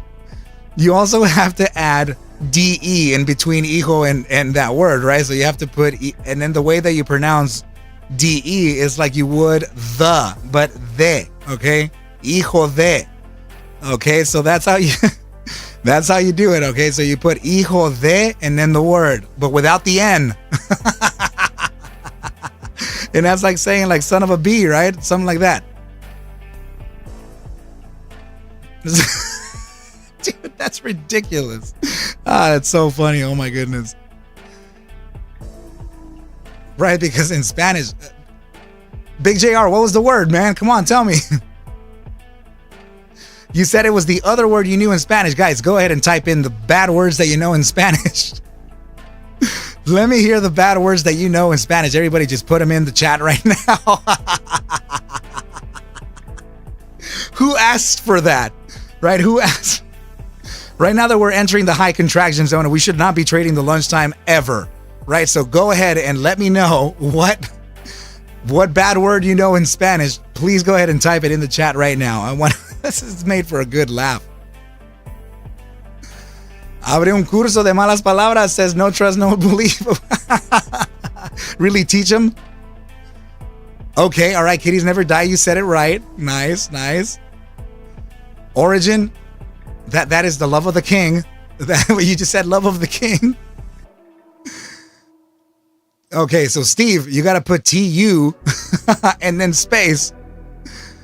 Right? Yeah, it's the first word's good, right? Then the TO, just replace the O with U. No trust, no belief? Dude, that is the worst thing you could call a Salvadoran person for sure. Look at Nicole putting just Mikkel, are you Hispanic or what are you, dude?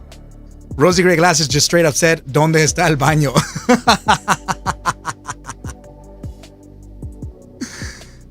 Dude, Buzz, so you just said I print. I don't know what the hell that word is. You print, are you trying to say papel? Like you print paper? That would be with a P. Oh, dude, I know. Okay, so you just went from, so no trust, no belief. You just went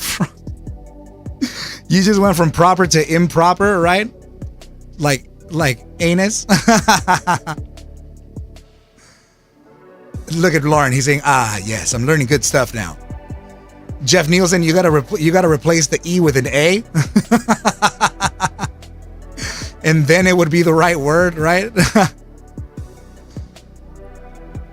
You're African. Nicole said, I'm African.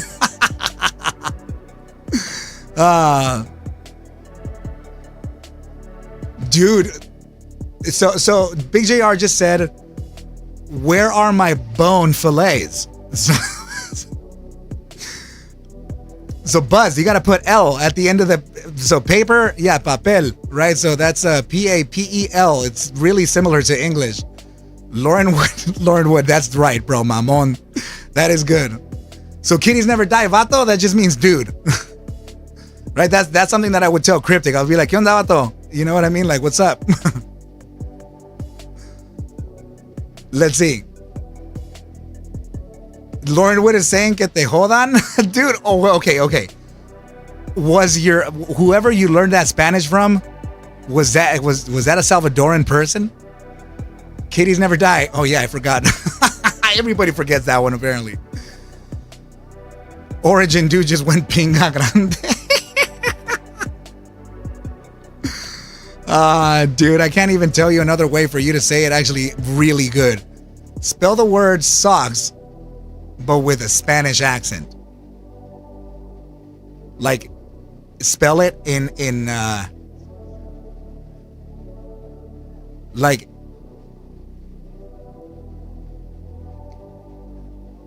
in Spanish or in English? Andrew. Dude. Oh, your T-bones. Okay. They're your T-bones? I never even thought of this. Dude, I don't even know how to say that in Spanish. Dude, in Spanish, like, we're never asking for T-bone steaks, bro. So let me, how do you even say that in Spanish? Oh my goodness. Let's find out. What? The thing is that filete. Let's see. Talk to me by Spanish, ladies.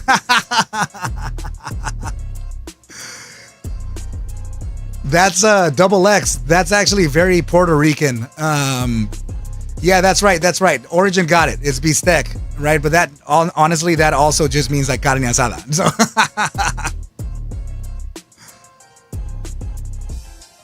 but Tom R, that I don't know if that's actual Spanish. Palomo is like the last name of somebody, and lata, that means can, or a tin can, right? There, man, Sebastian, bro, I've been summoning you. I've been summoning you, okay? Where the hell have you been? I'm over here, man, talking to myself.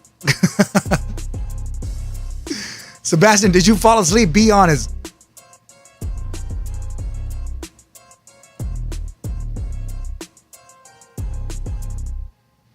Like that one song that freaking Bad Bunny put up. He said,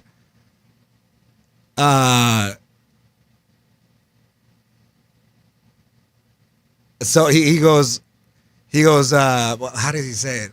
He goes, pendejos de nota, tú no eres calle, solo aparenta. He says that right in a rap, and it's like, it's probably the hardest song I ever heard that guy write, and he never wrote another one like it, right? So I really liked that saying. It was so, like, because I honestly like really aggressive rap back in the day, right? So yeah, and I thought initially he said de lejos se nota, like meaning that from afar you can tell, right? But he says pendejo se nota, right? So he says the word, yeah, that maldito, dude. That's It's not quite a bad word. It's like saying like, it's just like saying like, pretty much like saying like you're an asshole, bro. Like you're more like suffering the loss. So you don't want to say that. So,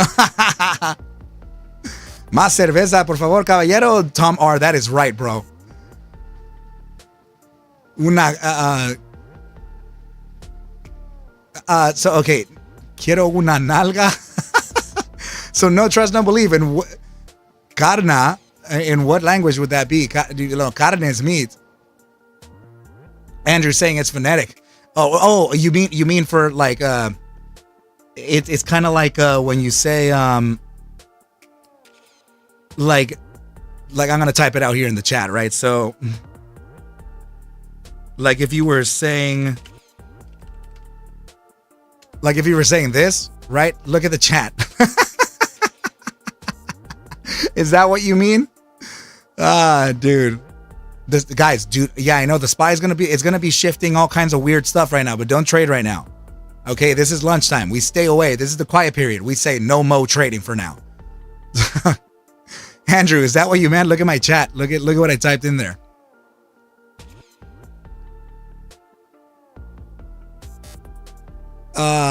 You love the Argentinian president, sorry.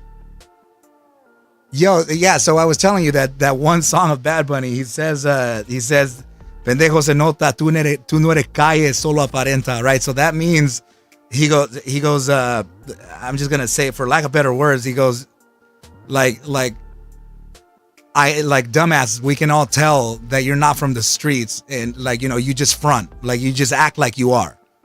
Right, so it was man. When you say it in Spanish, it's just a lot harder, right? If you know what I mean. Oh my goodness, dude. So yeah, it was just a really cool line. It was a really cool line that he said. Lauren, you see what I mean, bro? Just come on, man. You just gotta, dude. Like the way that Cryptic talks to you, that's literally how we all talk to each other. You can't be taking nothing up the ass, bro. You just gotta roll with it and be like, all right, like what? And I swear, dude, I swear, that's how it is, bro. That's how we gauge you. That's how we gauge you to be part of the boys or not. Is how you can take it. And if you take it up the ass, you can't take it. You know, so.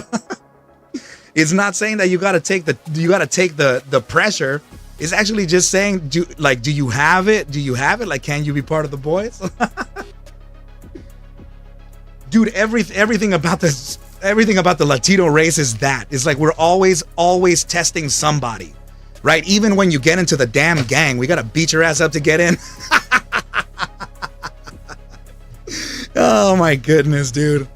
It's good. Guys, I was not planning on talking about the damn culture here, but it's freaking funny. Oh my goodness. And now that we're in the high contraction zone, right? Which is something that definitely my Hispanic comrades do not talk about, right? So I'll be showing up to the family gatherings and they're like, yeah, dude, so what are you doing now? I'm like, you know, here and there. And then the one-off person that knows that I trade will probably say it to someone. So that's how only about 30 or 40% of the family knows that I trade, is because the one loudmouth, and he'll be like, bro, talk to them about the trade. I'm like, the trade, damn it, man. There you go, bro. Putting it out. So then I go like, yeah, dude, I trade stocks. And they're like, what? Like, you know how to do that? And I'm like, yeah. And they're like, damn, so you're rich? And I'm like, no. And I'm like, and they're like, man, you're not doing nothing then. They tell me, right? So I'm like, yeah, pretty much I'm not, bro. So I'm trying to clean it off, right? I'm trying to keep it out. Because you don't even know how weird the family can get when you know, it's just weird, even with friends, right? So I'll just play it off real quick, and then somebody will come up, no, dude, you know what? I've been looking into crypto forever. And you know, I heard a lot of people talk about strategies and stuff. And then that conversation would spark up, right? And then they'll tell me, but like, how do you trade? Like, what do you do? How do you know to buy, or how do you know to invest or whatever? They say it in a really broad term like that. So then I'll tell them, well, I just follow a certain criteria, you know, I day trade. I don't like to hold assets for too long, right? So they say, but yeah, so how do you do that though? How do you make that happen? Sebastian Lim, I hope you're still in here. You better stay awake, fool. All right, so so I tell them I look at metrics like volatility and momentum, areas of confluent targets, and I tell them psychological supports and resistances, like stuff like that. And they're like, what about volatility? What is that? Like, why would you choose volatility over anything? Like, what does that have to do with anything? So I tell them, okay, well, you know, when volatility, you know, it has a mathematical reset. So for when things contract into critical zones, they're mathematically set to expand, right? So when I'm talking about contraction and expansion in like a family setting, people are looking at me like I was some kind of it was witchcraft, it was black magic or something. They're like, what the hell is this fool saying, right? So you don't be talking about contraction or expansion, because or else it's going to be made into a sexual joke. And then because following that, it was like, bro, I'll show you expansion, eh? And I'm like, here it comes. Oh my goodness, man. So yeah, it's quite the different crowd, man. So I have to give my professionalism here to the crowd. So it's all good. But anyway, Sebastian, please, I'm summoning you again, bro. Dude. Kitties never die. I promise you, dude, that they'll look at the markets and be like, okay, so we're trading at $23. So then they'll say, this guy said to buy low and sell high. So that thing goes down to $23.80. I'm sorry, $22.80. They're like, time to buy. And they'll buy the $22.80. And then the thing goes to freaking $15. And they said, well, bro, I thought it was already low. Right? So when you tell somebody to buy low and sell high, their perspective of that is like, where's the discount though? So right now it's under $23, so it's got to be there, bro. You know how they sell? They tell you, you know, it's not a $25 shirt that you want to sell. It's a $24.99 shirt you want to sell. It's psychological, right? You want to put $24.99 because that looks a lot better than $25, right? So that puts a quick little trigger in your head that's not the area to buy, right? So people will naturally think that. You got to think like the way somebody would be shopping at Walmart, man. They'll look at it and be like, "Whoa, we're at $23.89 or $22.89. He said below 23." So let's go, right?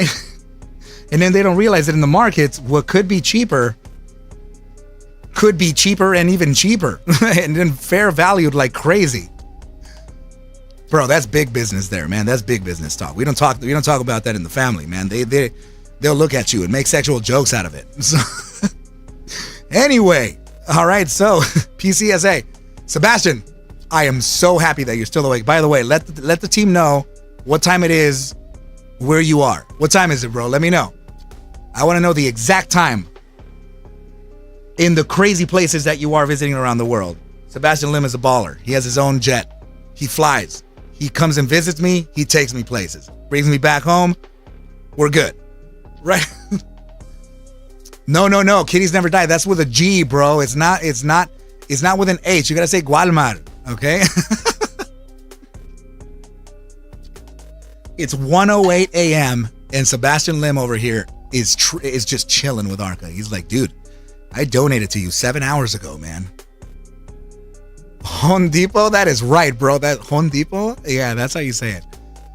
Hey, where are you going today? They were like, let's wait at Home Depot. Home Depot. All right, so you guys are never going to guess this one, though. Sebastian Lim, you're going to give me one more minute right here, bro. All right, so you're never going to guess this one. Has anybody ever, I don't know how many Hispanic people I have in the chat, but have you ever heard of the word chamba? If you know what the word chamba means, go ahead and let me know in the chat. Right, or put it in A or number 1 in the chat if you know what chamba means. All right, so, and if you've heard about it before, have you heard the word chamba? Let me know. All right. Cryptic, dude. All right, so if you don't know what the word chamba means, oftentimes, like a Latino guy or a Hispanic guy would say that he's gonna go to Home Depot, right, para buscar chamba. And that means that he's going to work for work. He's going to look for work, right? So he'll go post up at the Home Depot to look for work. Chamba, work, right? So, but what a lot of people don't know is where the hell that came from, right? Where the word chamba came from. So when you're an illegal immigrant, right? fresh off the border, you would go to a place, where you can file for a permit to work, they call it a visa, right? To work, right? And that's often the place to where you would be able to get this, what they would consider, I guess, a green card, or I'm going to give you the basis of it, right? Just that's where they're going to go get their permit to work, and they get their visa, and then they're able to present it to this workplace, and they'll accept it, right? Because they're going to be able to pay them in not in illegal fashion, right? So chamba, that is the word. So, but the reason it's called chamba is because over time, over decades, people would go to the Chamber of Commerce to apply for your permit to work. So the Chamber of Commerce would often be referred to as voy a ir al chamber, and then they say to where? Pues allá al chamber. I'm gonna go to the chamber to para trabajo, for work, para la chamba. So then they would say chamba, la pinche chamba, güey. So then they just called it chamba. So the Chamber of Commerce was then slowly turned into chamba, and that is a freaking, guys, every single Latino and Hispanic country knows chamba as work because of the Americans Chamber of Commerce. Oh my God, dude. We'll be creating words out of anything, man. The Hispanic people will be creating words out of nothing. Dude. So that is how it happens, okay, guys? So now you know. So when somebody says, busco chamba, they're telling you, dude, I'm looking for work. Okay, so don't look at them like they're crazy. You just tell them, the Chamber of Commerce is over there, brother. And I promise you that even Hispanic people, a lot of them don't even know that it's the Chamber of Commerce themselves. Anyway, now, Sebastian Lim, present, informed. Let's look at PCSA for a potential breakout play. What is your cost basis, bro? I want to know how deep in the money you are. Off-Grid Gorilla, your mom's loving name for you as a child was Baboso? Is that true? Is that actually true? Off-Grid Gorilla, please tell me the goddamn truth, man. Is it true? Oh my goodness, dude. You're in at 39. It's at freaking 40. All right, let's see.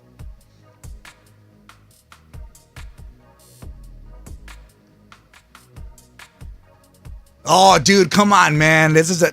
I know, man. Come on, that's the typical way. Estoy jalando, güey. Pues, ¿qué piensas?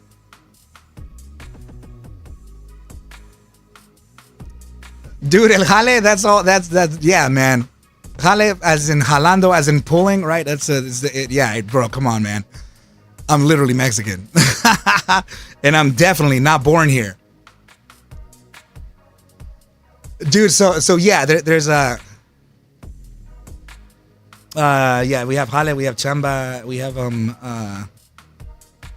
obviously el pinche trabajo, right? But tengo jale. Yeah, that's a way to say it for sure.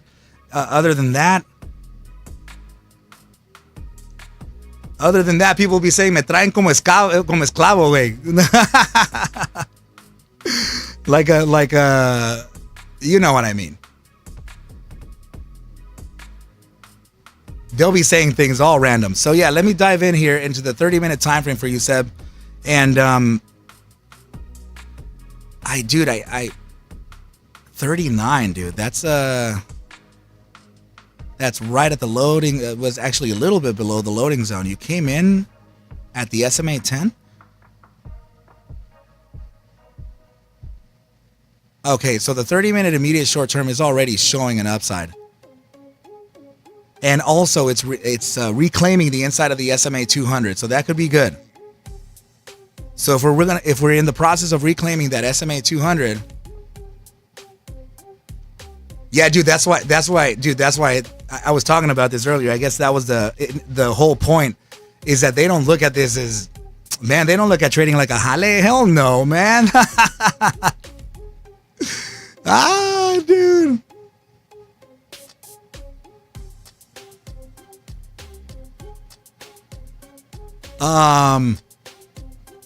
Yeah, no, not until you show them your balance, right? Then they'll be like, what? Damn.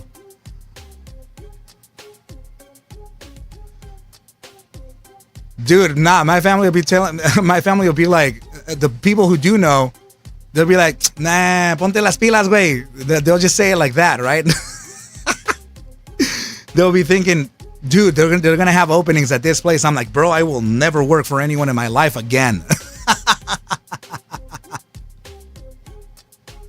And you make 500K more than them. It's like, dude, like you still can't convince it. Like, there's no way. Like, what the hell? Bro, I'll be out here driving a whole Lambo, man. Anyway, so yeah, we do have a potential upside here, but it's very, dude, this is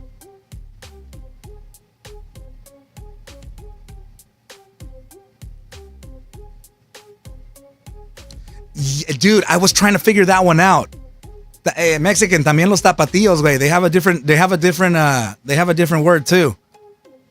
I know Chilangos do too, right? But I think los tapatíos also, and then also there's oh my goodness, bro. And I think honestly, chamba could be more Salvadoran, I think.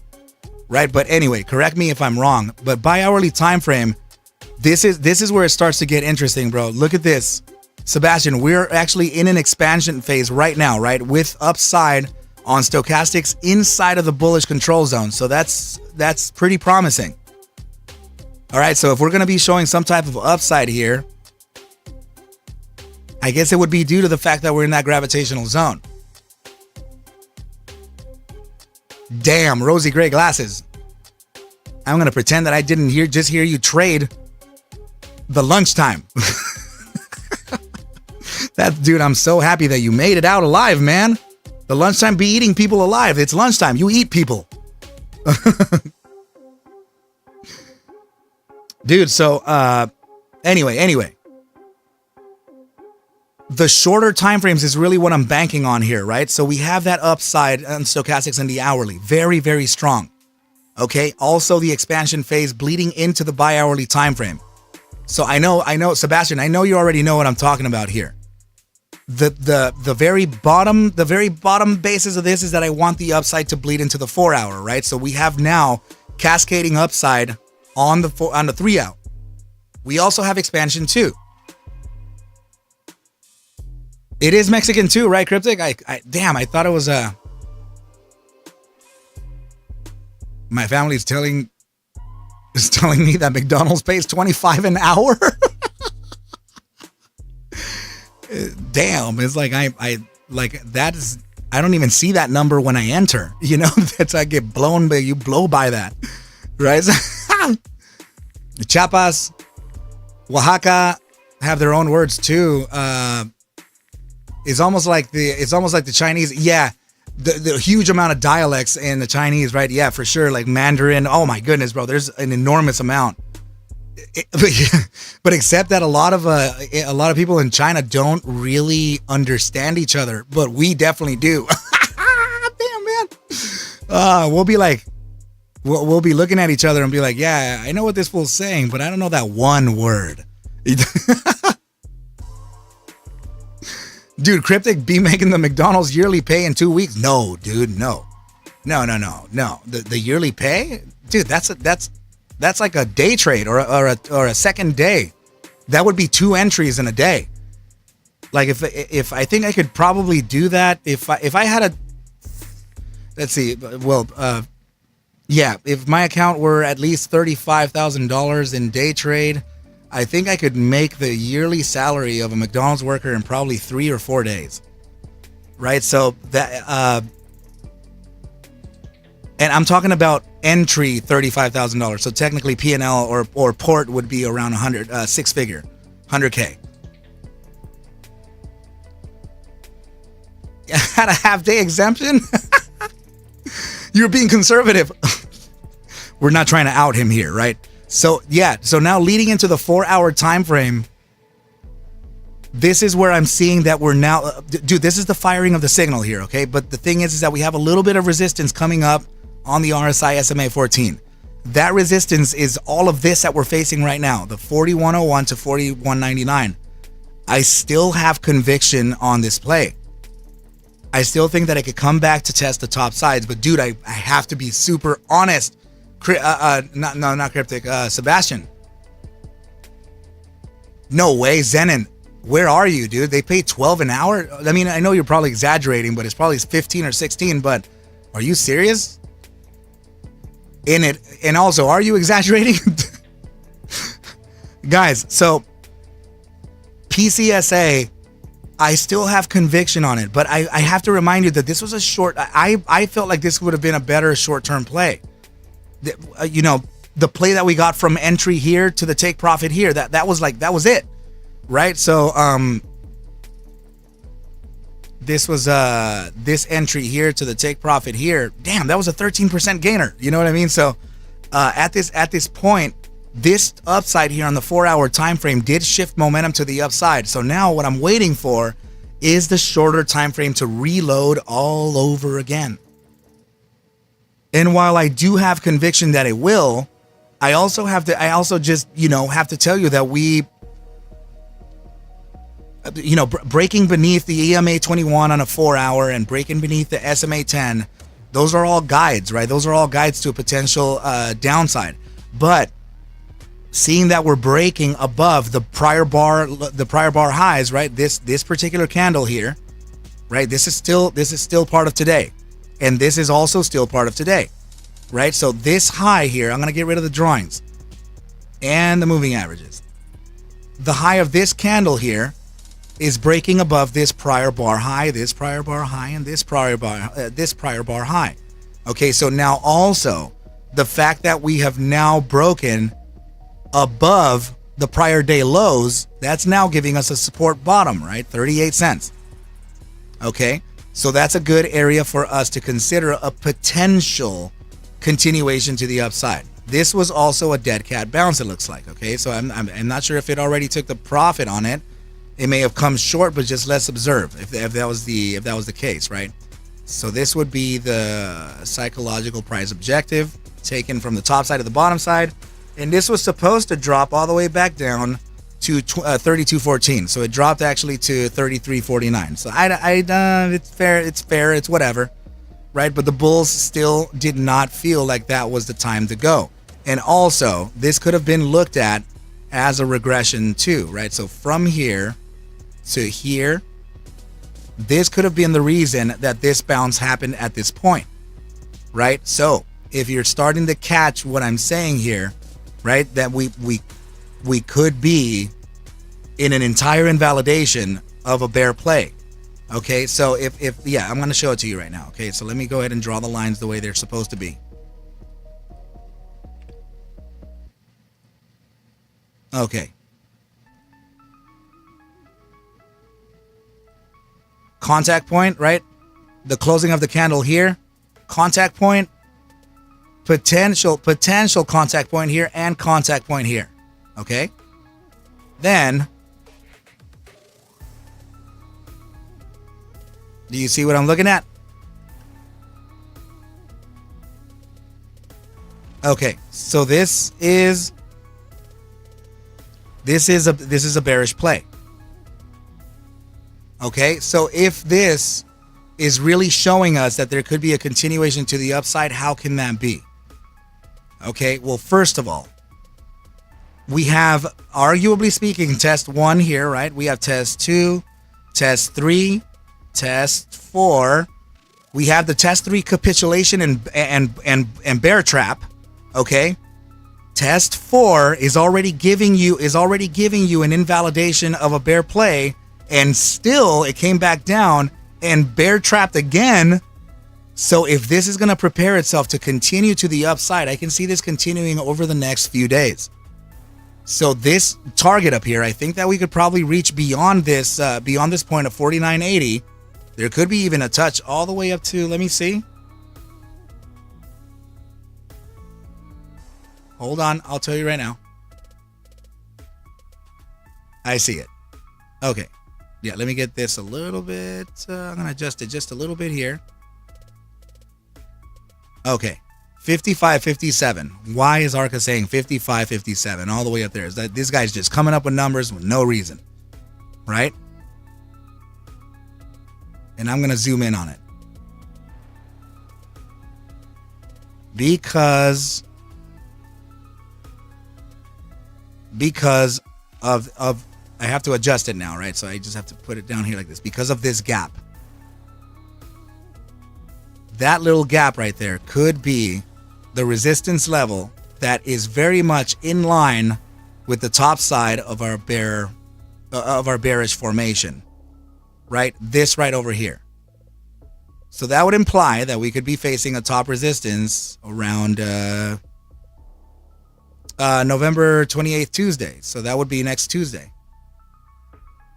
Right, so that is my thesis for you here, bro. So I think that it still has upside, right? It's gonna zigzag around like freaking crazy. So if you're holding shares, maybe.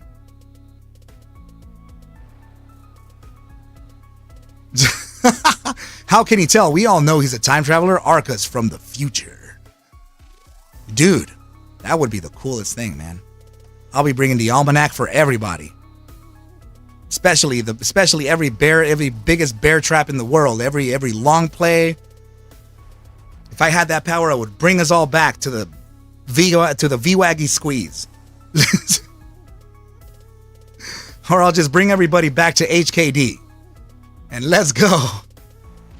Right? So this is what I'm thinking, dude. I'm thinking that it's the test number 4 of the resistance is already in validation for me. Right, so from there, I think that the test 5 of PCSA would be even a further invalidation, and then that could introduce the potential of breakout. And that breakout, from Tuesday, then we would meet the topside target that I talked about of 61.23 to 59.06. Pull back down to the same zone here of that gap, then we make that gap into a support before continuing on to the upside and eventually touching the 2 fib at 72.84 to about 75.17. Okay, it could take about a week or two. So if you're okay with holding shares, then that is what can happen. Now also keep in mind, I want you to bear in mind here that this could still be perceived. Let me just make sure that it can't. Actually, I want to correct myself here. I want to make sure that it can't be perceived as a bear play even still. 2, 3. Okay, no, we still have invalidation. So test number 1, 2, 3, capitulation. Wow. No, this is actually a test rate. Okay, yeah, I guess 1, 2, 3, and 4 invalidation. So the confusion here would have been this test here, which is why the third test is appearing like it would be a third, but it's not a third, it's in fact a fourth. And this is why we got that capitulation, and now we're bouncing to the upside from it because people were mistaken. This is not this is technically not a valid test. So that means that the next upside here would be the complete invalidation if it touches the topside resistance. If it starts to fake out and not touch that topside resistance, this is a bear play still. Okay, that's the condition. So I would start to be completely safe. Again, I would look at take profits here. 46.31 to 46.74 in the potential that this may not be a full-on bear play. Because if anyone is looking at this on the 12-hour time frame, that what I just said there is definitely valid. So let me show you this. I'm going to circle this area here, and I want to show you why it's not an official test. Let's zoom in hard. See that? Did not touch. I believe you me, man. People will be this critical. People will be this critical. Okay? That is not a valid test. This is why I'm saying that now, if you zoom out just a little bit, that's why I'm saying that this would be test number 1, fake out. Test number 2, they thought this was 3, so you got the capitulation with a bear trap, right? So then this is number 3. That's why we got the real capitulation here. And then people thought that this was the invalidation zone, so they got short around this target here. bear trap again, and then this thing is coming up. So now the final ingredient here would be if price action starts to kind of fade around here. You know what? I have to put this target here because this is a danger zone. 44.98. If you start to see the price action slowing down around this area and touches into this zone and does not continue to the upside, this is the short entry here. Okay, this is technically a short entry. So then if we start breaking above this and start closing a daily closure upside of 44.98, then we can start looking at the potential higher targets. Okay, and then even still, if it does not touch the green resistance at top, this would not invalidate the bear play.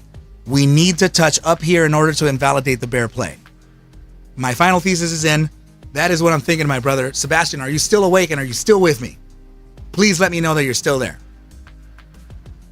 Here's one cool little detail for you too. 12-hour time frame, 3 hours and 29 minutes, bullish engulfing.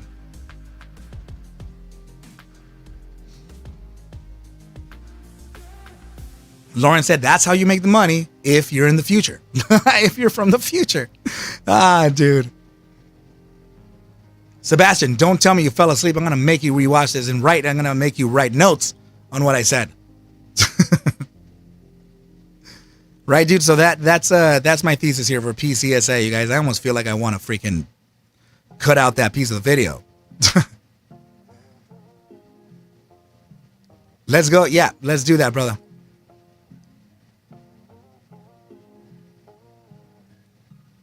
Yeah, let's look at Viri. Okay, yeah, so this thing is definitely playing the play. Bearish engulfing 6 hour over in 3 hours and 29 minutes. Hold on. I'm going to look at Viri. Pyramid. Ooh, 8 hour SMA 200. Okay, yeah, let me not get distracted here. Let me go into Viri. Ooh. Okay. Right. So these pennants have been doing this lately. They've been faking out, and then they rip. Right. So and the reason I'm saying that this could be a temporary fake out is because of this SMA 50 on the 8 hour. So this SMA 50 could be the very reason why price action would revert. Hold on. I'm not gonna lie. This also looks. Wait. No. Is this? It almost feels a little bit forced here, but I mean, in all reality, this could technically be a freaking head and shoulders, right? It could technically be there. I have to say it is kind of ugly. And let me see how confluent the bottom is. Oh, damn, it is pretty tight. Hold on, let me see.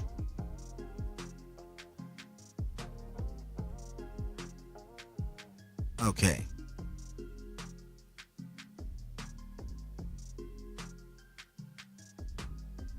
This, man.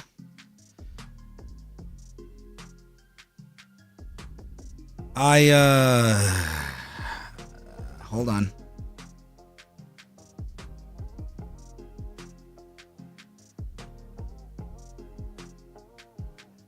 Yeah, well, I'm sorry. I'm just thinking here, right? I don't want this to be. I almost feel like we have to adjust this pennant.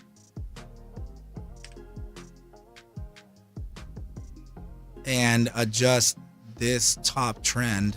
Oh my goodness.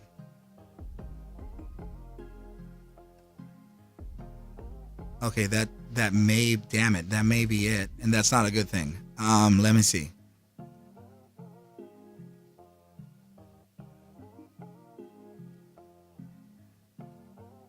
It's teaser. Is it waiting on news? What do we have waiting for it?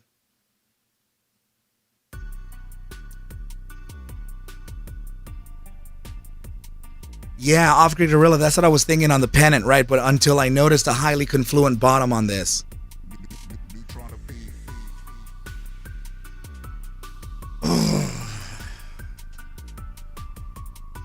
When teaser, do you know what's pending? What's what's the catalyst that we're waiting for this? It's all good, brother. Go ahead. Yeah, this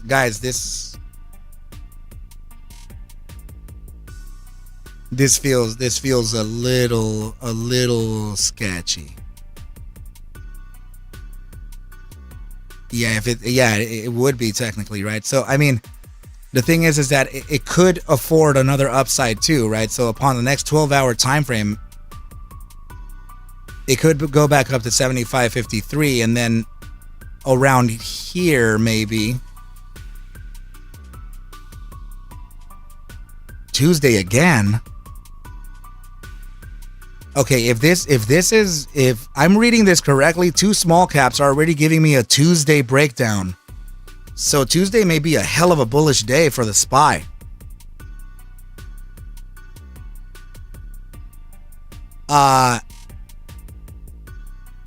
If it breaks that bottom, oh right, for a downside play. Hail Hydra, thank you, brother. Thank you so much, man. That means a lot. Please make sure you guys hit that like button, subscribe to the channel, so we can finesse that algorithm, right? So technically here, this would be the breakdown zone.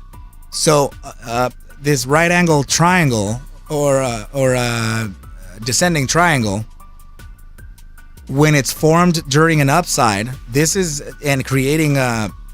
I know that this is an outlier here, right? So if we are creating a series of lower highs, this in all technicality is a bearish play. So this would be for the downside, right? So then if that were the case, then we have, this would be target number one.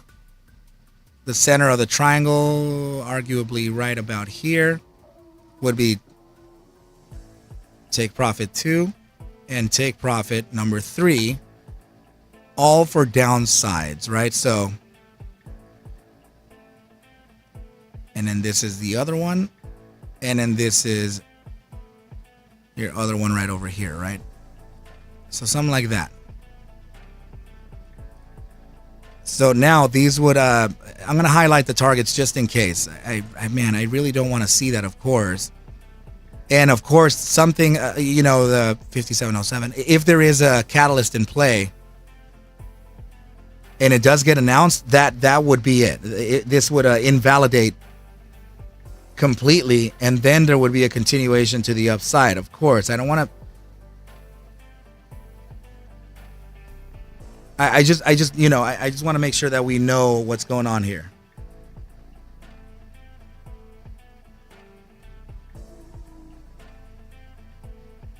Just a sec.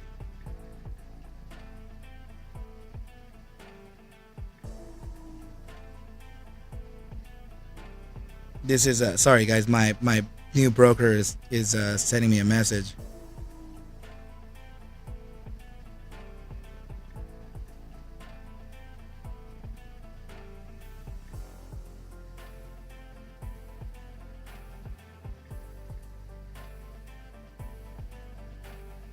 Okay.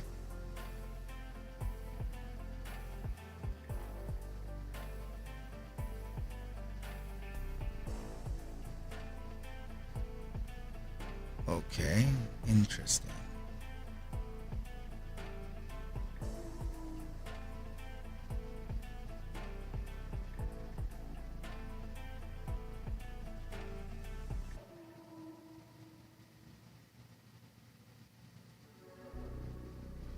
Yes. I see what they're asking me. They're asking me questions.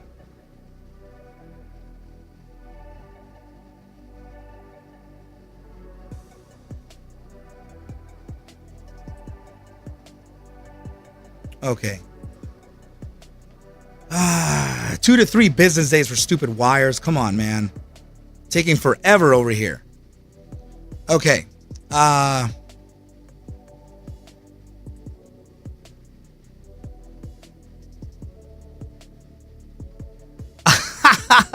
Dude, no, Tom, that's actually kind of a lot for me, man. I'm my what? I think you know what? If I'm not mistaken, my YouTube is, I think I'm approaching 1 year old. Let me see.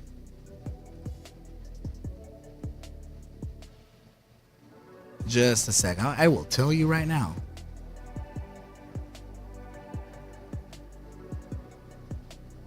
Damn, somebody, I can't even do it myself. Somebody go into my YouTube and go to the about. Oh, you know what I can do is actually go to the videos and oldest. Oh, yeah, let me click on this thing. Oh man, so my birthday wow. So my YouTube's birthday was actually October 13th, 2022. So dude, no. Oof. Dude, I'm just a year old here, man. So I'm very thankful. I'm very thankful. So as when you cover like several tickers and not one, like a community ticker, that, you know, it becomes a little, Buzz, thank you, buddy. It becomes a little difficult to get up to those numbers, right? But I have no complaints whatsoever. There's such a big community, and also the support is just unmatched, man. 4963.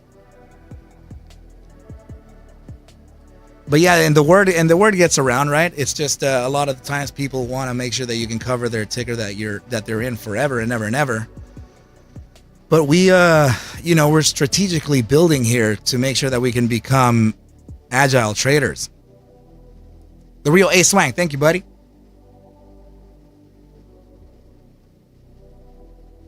Yeah, I definitely do. Thank you, Lauren. I absolutely look at whatever other stocks, right? So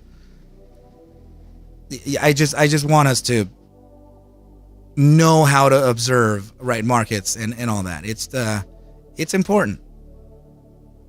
Teaser, you're back. Yeah, dude. So that's I'm feeling here that this has a shot. It may have a shot for a continuation to the upside, maybe tomorrow, right? And that could be at around 75. But I feel like this thing could retrace a bit. This being the lesser likelihood, the least likely target to be reached. A higher probability target could be starting from the 5707 for a bounce, right? So this would be just like this here. So 5707 to 6008, and in that 6102, yeah, so I would say somewhere around here. And you know what? I think I could do it like this. So 57, well, what did I say? 6102? 6102.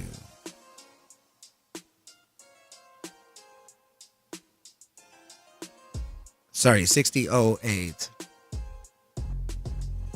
Yeah, the focus could be 6008. I'm gonna jot it down just right here, right?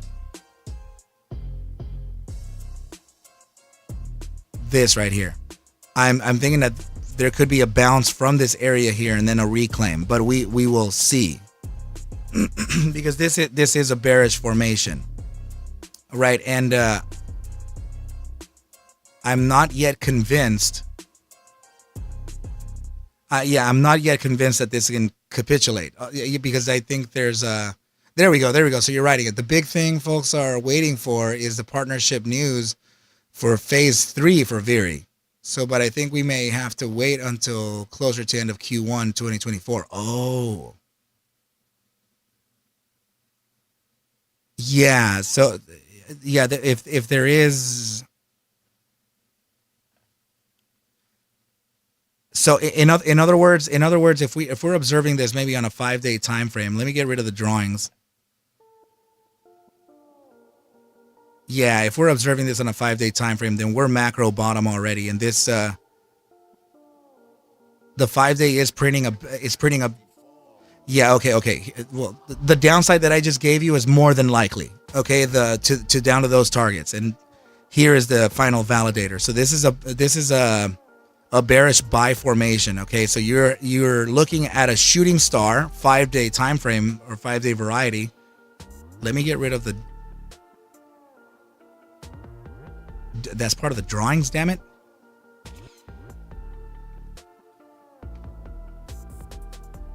Yeah. So this here. That is in the works right now. It is a bearish buy formation. So the shooting star leading into a bearish engulfing, that would give pressure to the downside here. So remember that the bearish engulfing or the shooting star it does not have a particular target to land. So it does however show downside, especially when paired together. So now going back to the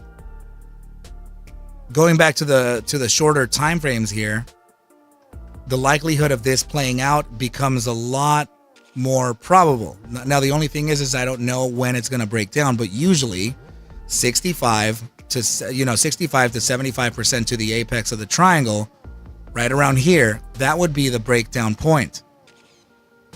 So, and now I was speculating on the fact that we have a Tuesday the 28th possible breakdown. That's an interesting time because another small cap gave me a Tuesday breakdown too. So now I'm wondering if the broader markets are going to rally on Tuesday. For what reason? I have no idea, but it's purely speculative. And I don't ignore my intuition when it comes to those things. You know what I mean, Jelly Bean? So that's my thesis behind that, my dude.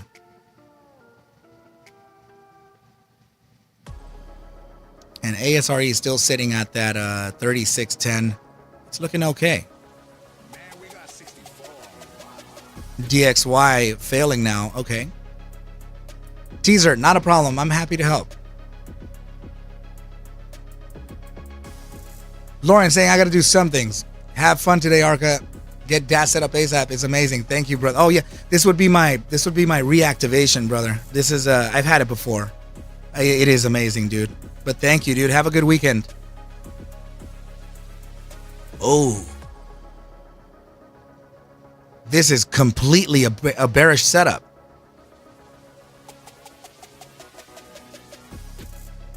Wait a second. Yeah, the take profit for this damn thing is going to be all the way down to 103.49. This is an ascending broadening wedge. Very bearish on a 30-minute time frame. Consumer confidence is next Tuesday. Maybe. Yeah, that could be it. Sure. I'll see you, dude. A short day on Friday, you guys. But yeah, I'll catch you then, brother. Adios.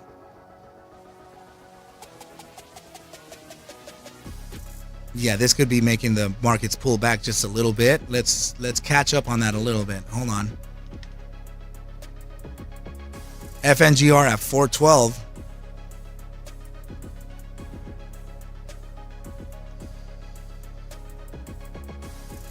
Yikes, man, it actually reached 415 as well.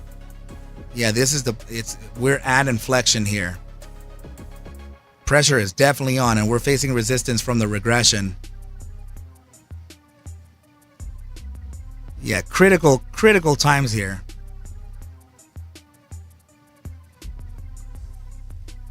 Man, I hated how it's sitting on that teetering edge, man. Guys, I want to remind you of this, okay? If you're trading finger, please remember that in 3 hours and 10 minutes, this could print the second in a row, bearish engulfing. That's why I have these two highlighted, right? This is the red candle engulfing the prior green, and this red candle engulfing the prior green. Okay, so you have back-to-back iterations of bearish formations. So that's it's a little strong there. I'll see you, Galvin. Hey, Arca, sent you a message on Twitter. A small study of FNGR 4-hour. Looks like we're on an upward trend. Looks like to me. Let me see. Is it a DM? It just did. Due to the confidence here, man, is the psychology is not quite where it should be, right? So you tagged me. The groomsmen, is that you? Buzz, I'm gonna put that in here so I don't forget. Also, hold on. Let me I am not done with this play. This is definitely a huge opportunity. And let me see here. So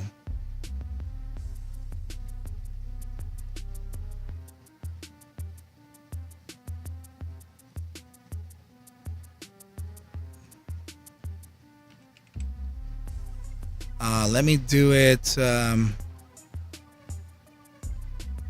mean, I could keep it safe, right? I could keep it on Coinbase against the USD. Okay, so let me not forget about this. And then so groomsman.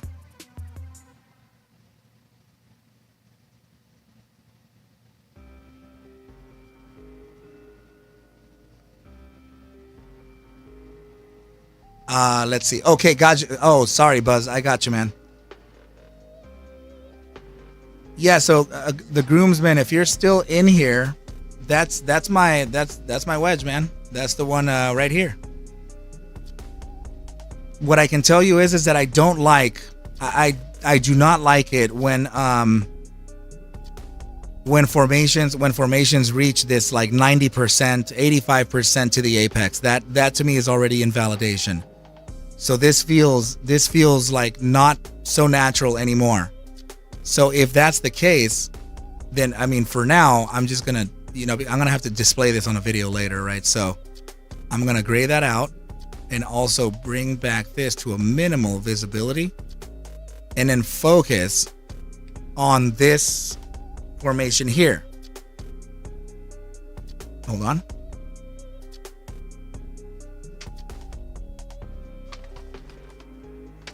Sorry, you guys, just gotta. I have a headache. My goodness. Why do I have a headache? Somebody pass me an aspirin. So if that's the case, then this was the breakdown, right? This was the breakdown from this falling wedge. And what we're doing now is, sure, I guess there could be an upside.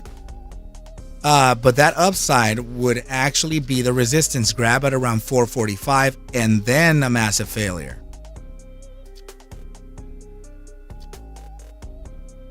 So I would be very careful with what we're doing or how we're observing what's next.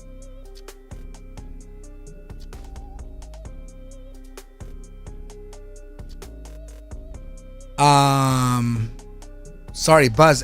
Sorry, buddy. Ask me again. But Zach, don't take this as a final word here, right? Because I too, just like you, was looking at that wedge, right? In fact, that was my newer wedge. This one here, right? I felt that could have been the breakout play to support down here at around 446 before a continuation to the upside, or 445. So now, because I think that this would be invalidating completely because of simply by touching the 85% or 80%, that's already not good, right? So now I'm thinking that 446 or 445 is in fact the resistance. And then the real test would be there. To resist from the 445, that would be then a call out to come back down and test the 425. So the thing is that if we do get that 445 top, what's critical here is to get the retracement from 445 to test the bottom side of this range here at this wick low of 425 that matches with this candle here on Tuesday the 21st, yesterday. That support must hold in order for us to reclaim the inside of this formation here, and then a continuation to the upside. So then if that is the case, then the thesis here built around the macro bottom the strongest demand zone that FNGR has to offer would be validated, right? So that would be on the what time frame did I look at that on? Yeah, I guess we can look at it here, right? So let me get rid of the drawings, and that would be. Remember that the 385 was a post market time frame, but this right here, that's the invalidation zone. And look what happened though, right? So this thing touched down on this 5-day candle, and then it ripped to the upside all the way to 617, right? So that could be the thesis here, to where we could bounce from the 385, but it gets dangerous here because that in fact is the invalidation. Getting a daily closure beneath 385 is all it takes for this thing to fall immediately down to 355, resist back at 385, and then zigzag its way all the way down. It is critical to hold the 385. That is the final frontier here, man. But Zach, I hope that helped out, buddy. So Dark Zen is saying they let us off early, so I'm gonna go and get a haircut. Have a good Thanksgiving. You too, buddy. Take care. Be well. Be safe. And so coin calls are green only with a half position. Do you see a loading zone to load another half? I have to look at XRP,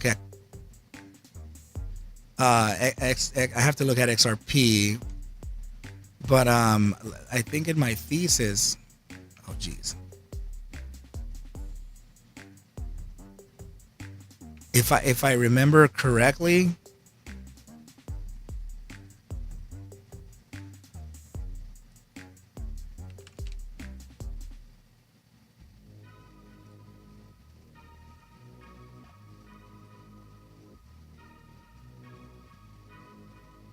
yes.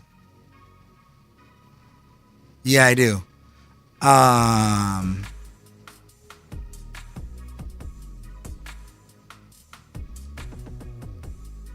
106. Hold on. 106.35.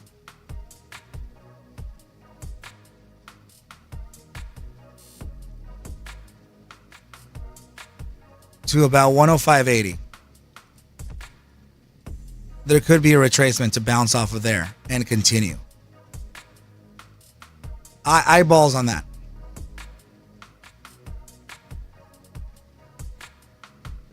Zach, okay, Zach, be super careful here, okay? I hear you. I hear what you're saying. I just want you to be very careful because this, you know how they say that smart money or hedge funds, they can use psychology against you. That is the prime example. That would be it. It depends on how bearish people are at 385.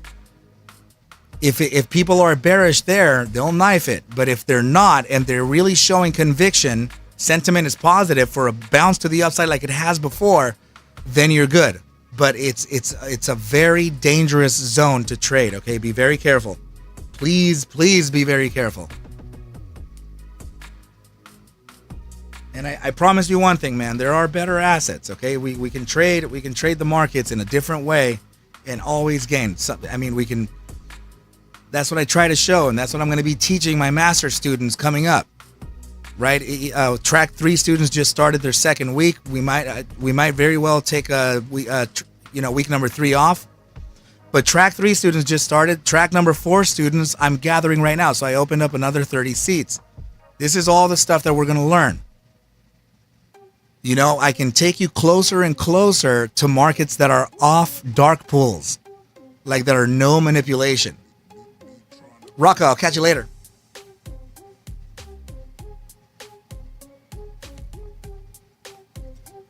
Right, you guys, and yeah.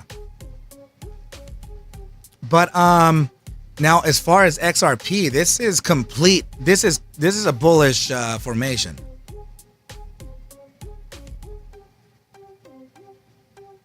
You're on break for nice. Buzz, that's awesome. Dude, you're at work? I had no idea, man.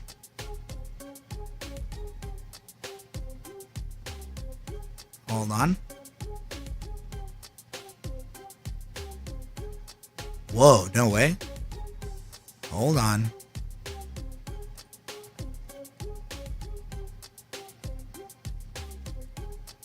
And you can trade. That's awesome. Indian Scout. Yeah, there's ways around the markets, my brothers and sisters. So yeah, I keep on forgetting to say it all the time, right? But it's a 16-week mentorship. Track Force students are starting to gather right now for to start as soon as we can, right? So ArcMastersCourse@gmail.com.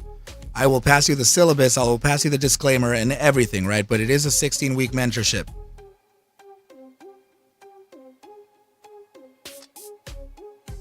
Oh, you did? Nice. Okay, so I wanted to line up this regression here because there is I'm noticing something. And I want to know that I'm not absolutely tripping, as they say, right?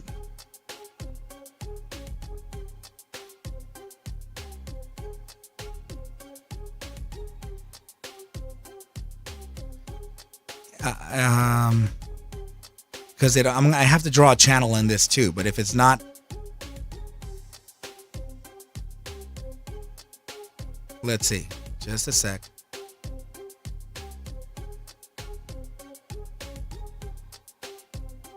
Dude, can it be? Oh my goodness.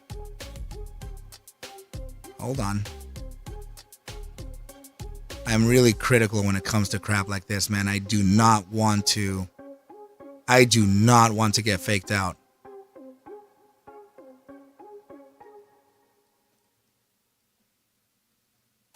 Okay, so if this is the case, what is up, Mark Roach? Good to see you, brother.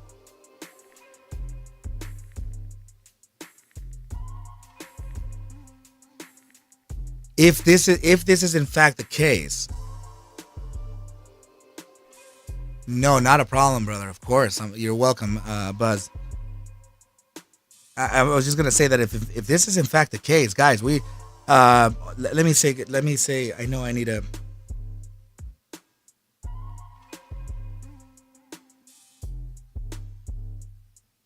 just a sec, guys.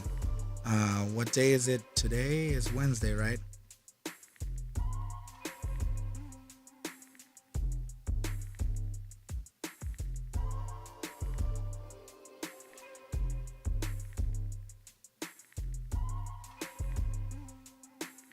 Okay, so if this is the case, then we are in a breakout play and it's facing the breakout as we speak. So if this is going to break out, we have a few targets to look at. I must warn you that it still has not faced its resistance. And it's also very hard to distinguish where that could be. Hold on. Can I take it all the way up there? I guess it would have to be around here. Very discretionary. 6118. 6118. Let's see. And yeah, that would be pretty clear. Yeah, 6172, 6118. That could be the retracement point. And there could be some downside here. To validate, it doesn't have to do this because this 12-hour candle already validated the support. I'm saying that if it needs to do it one more time, then so be it. Right? And this could be a zone to where that can be possible from. So let's gather the targets here. If this candle is the clean breakout candle, then this would give us the price objective based on this breakout. And what do you know? It's set right to our resistance. So I was talking about a 6172. Psychological price objective is set to 6159. Yeah, around there, brother.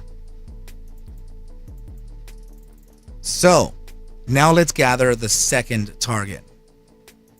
Center of the triangle. And this would be the second take profit zone to be at around 63.19.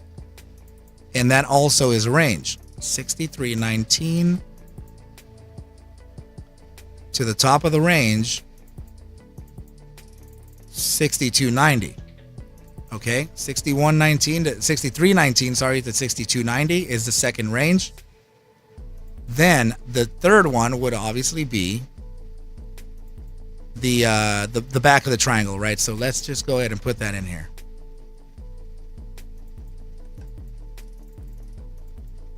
Here we go. Right over here. Second target is leading to 66.96, and it's very confluent to the top side here. And I will give you the range for that as well. 66.96. There we go.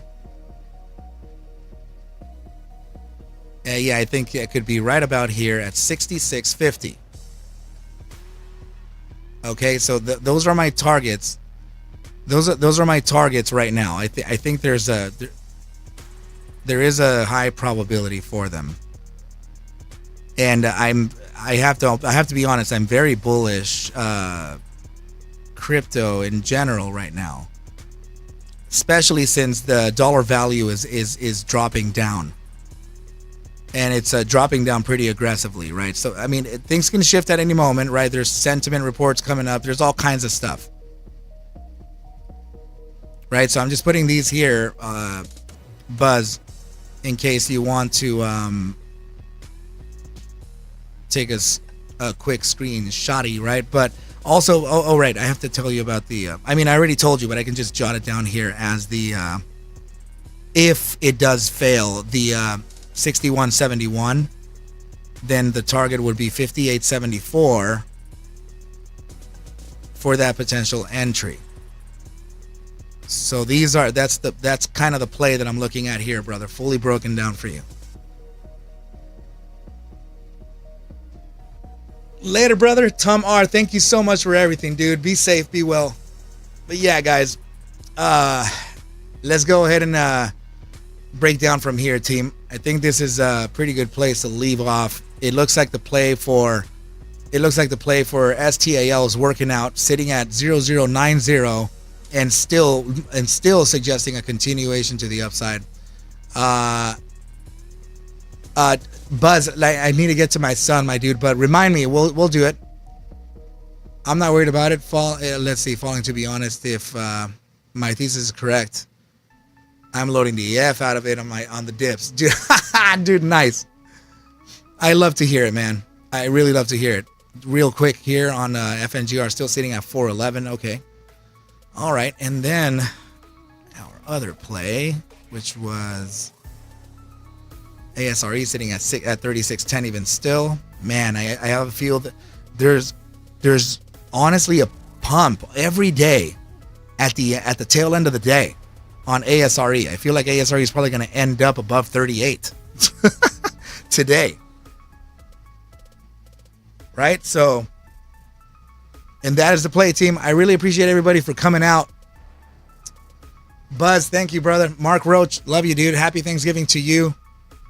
Off-Grid Gorilla, I'm going to catch you soon. My brother Rocka, I know that a lot of people already left, right? Galvin, I'm going to catch you soon, dude.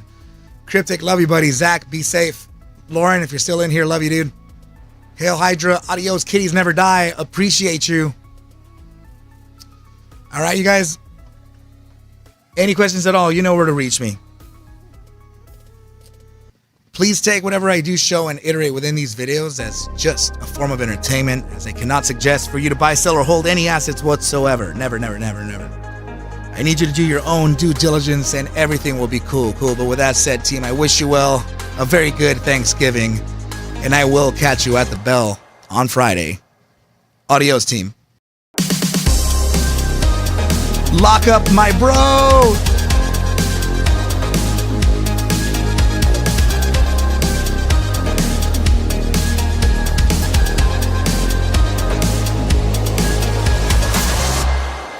Yeah.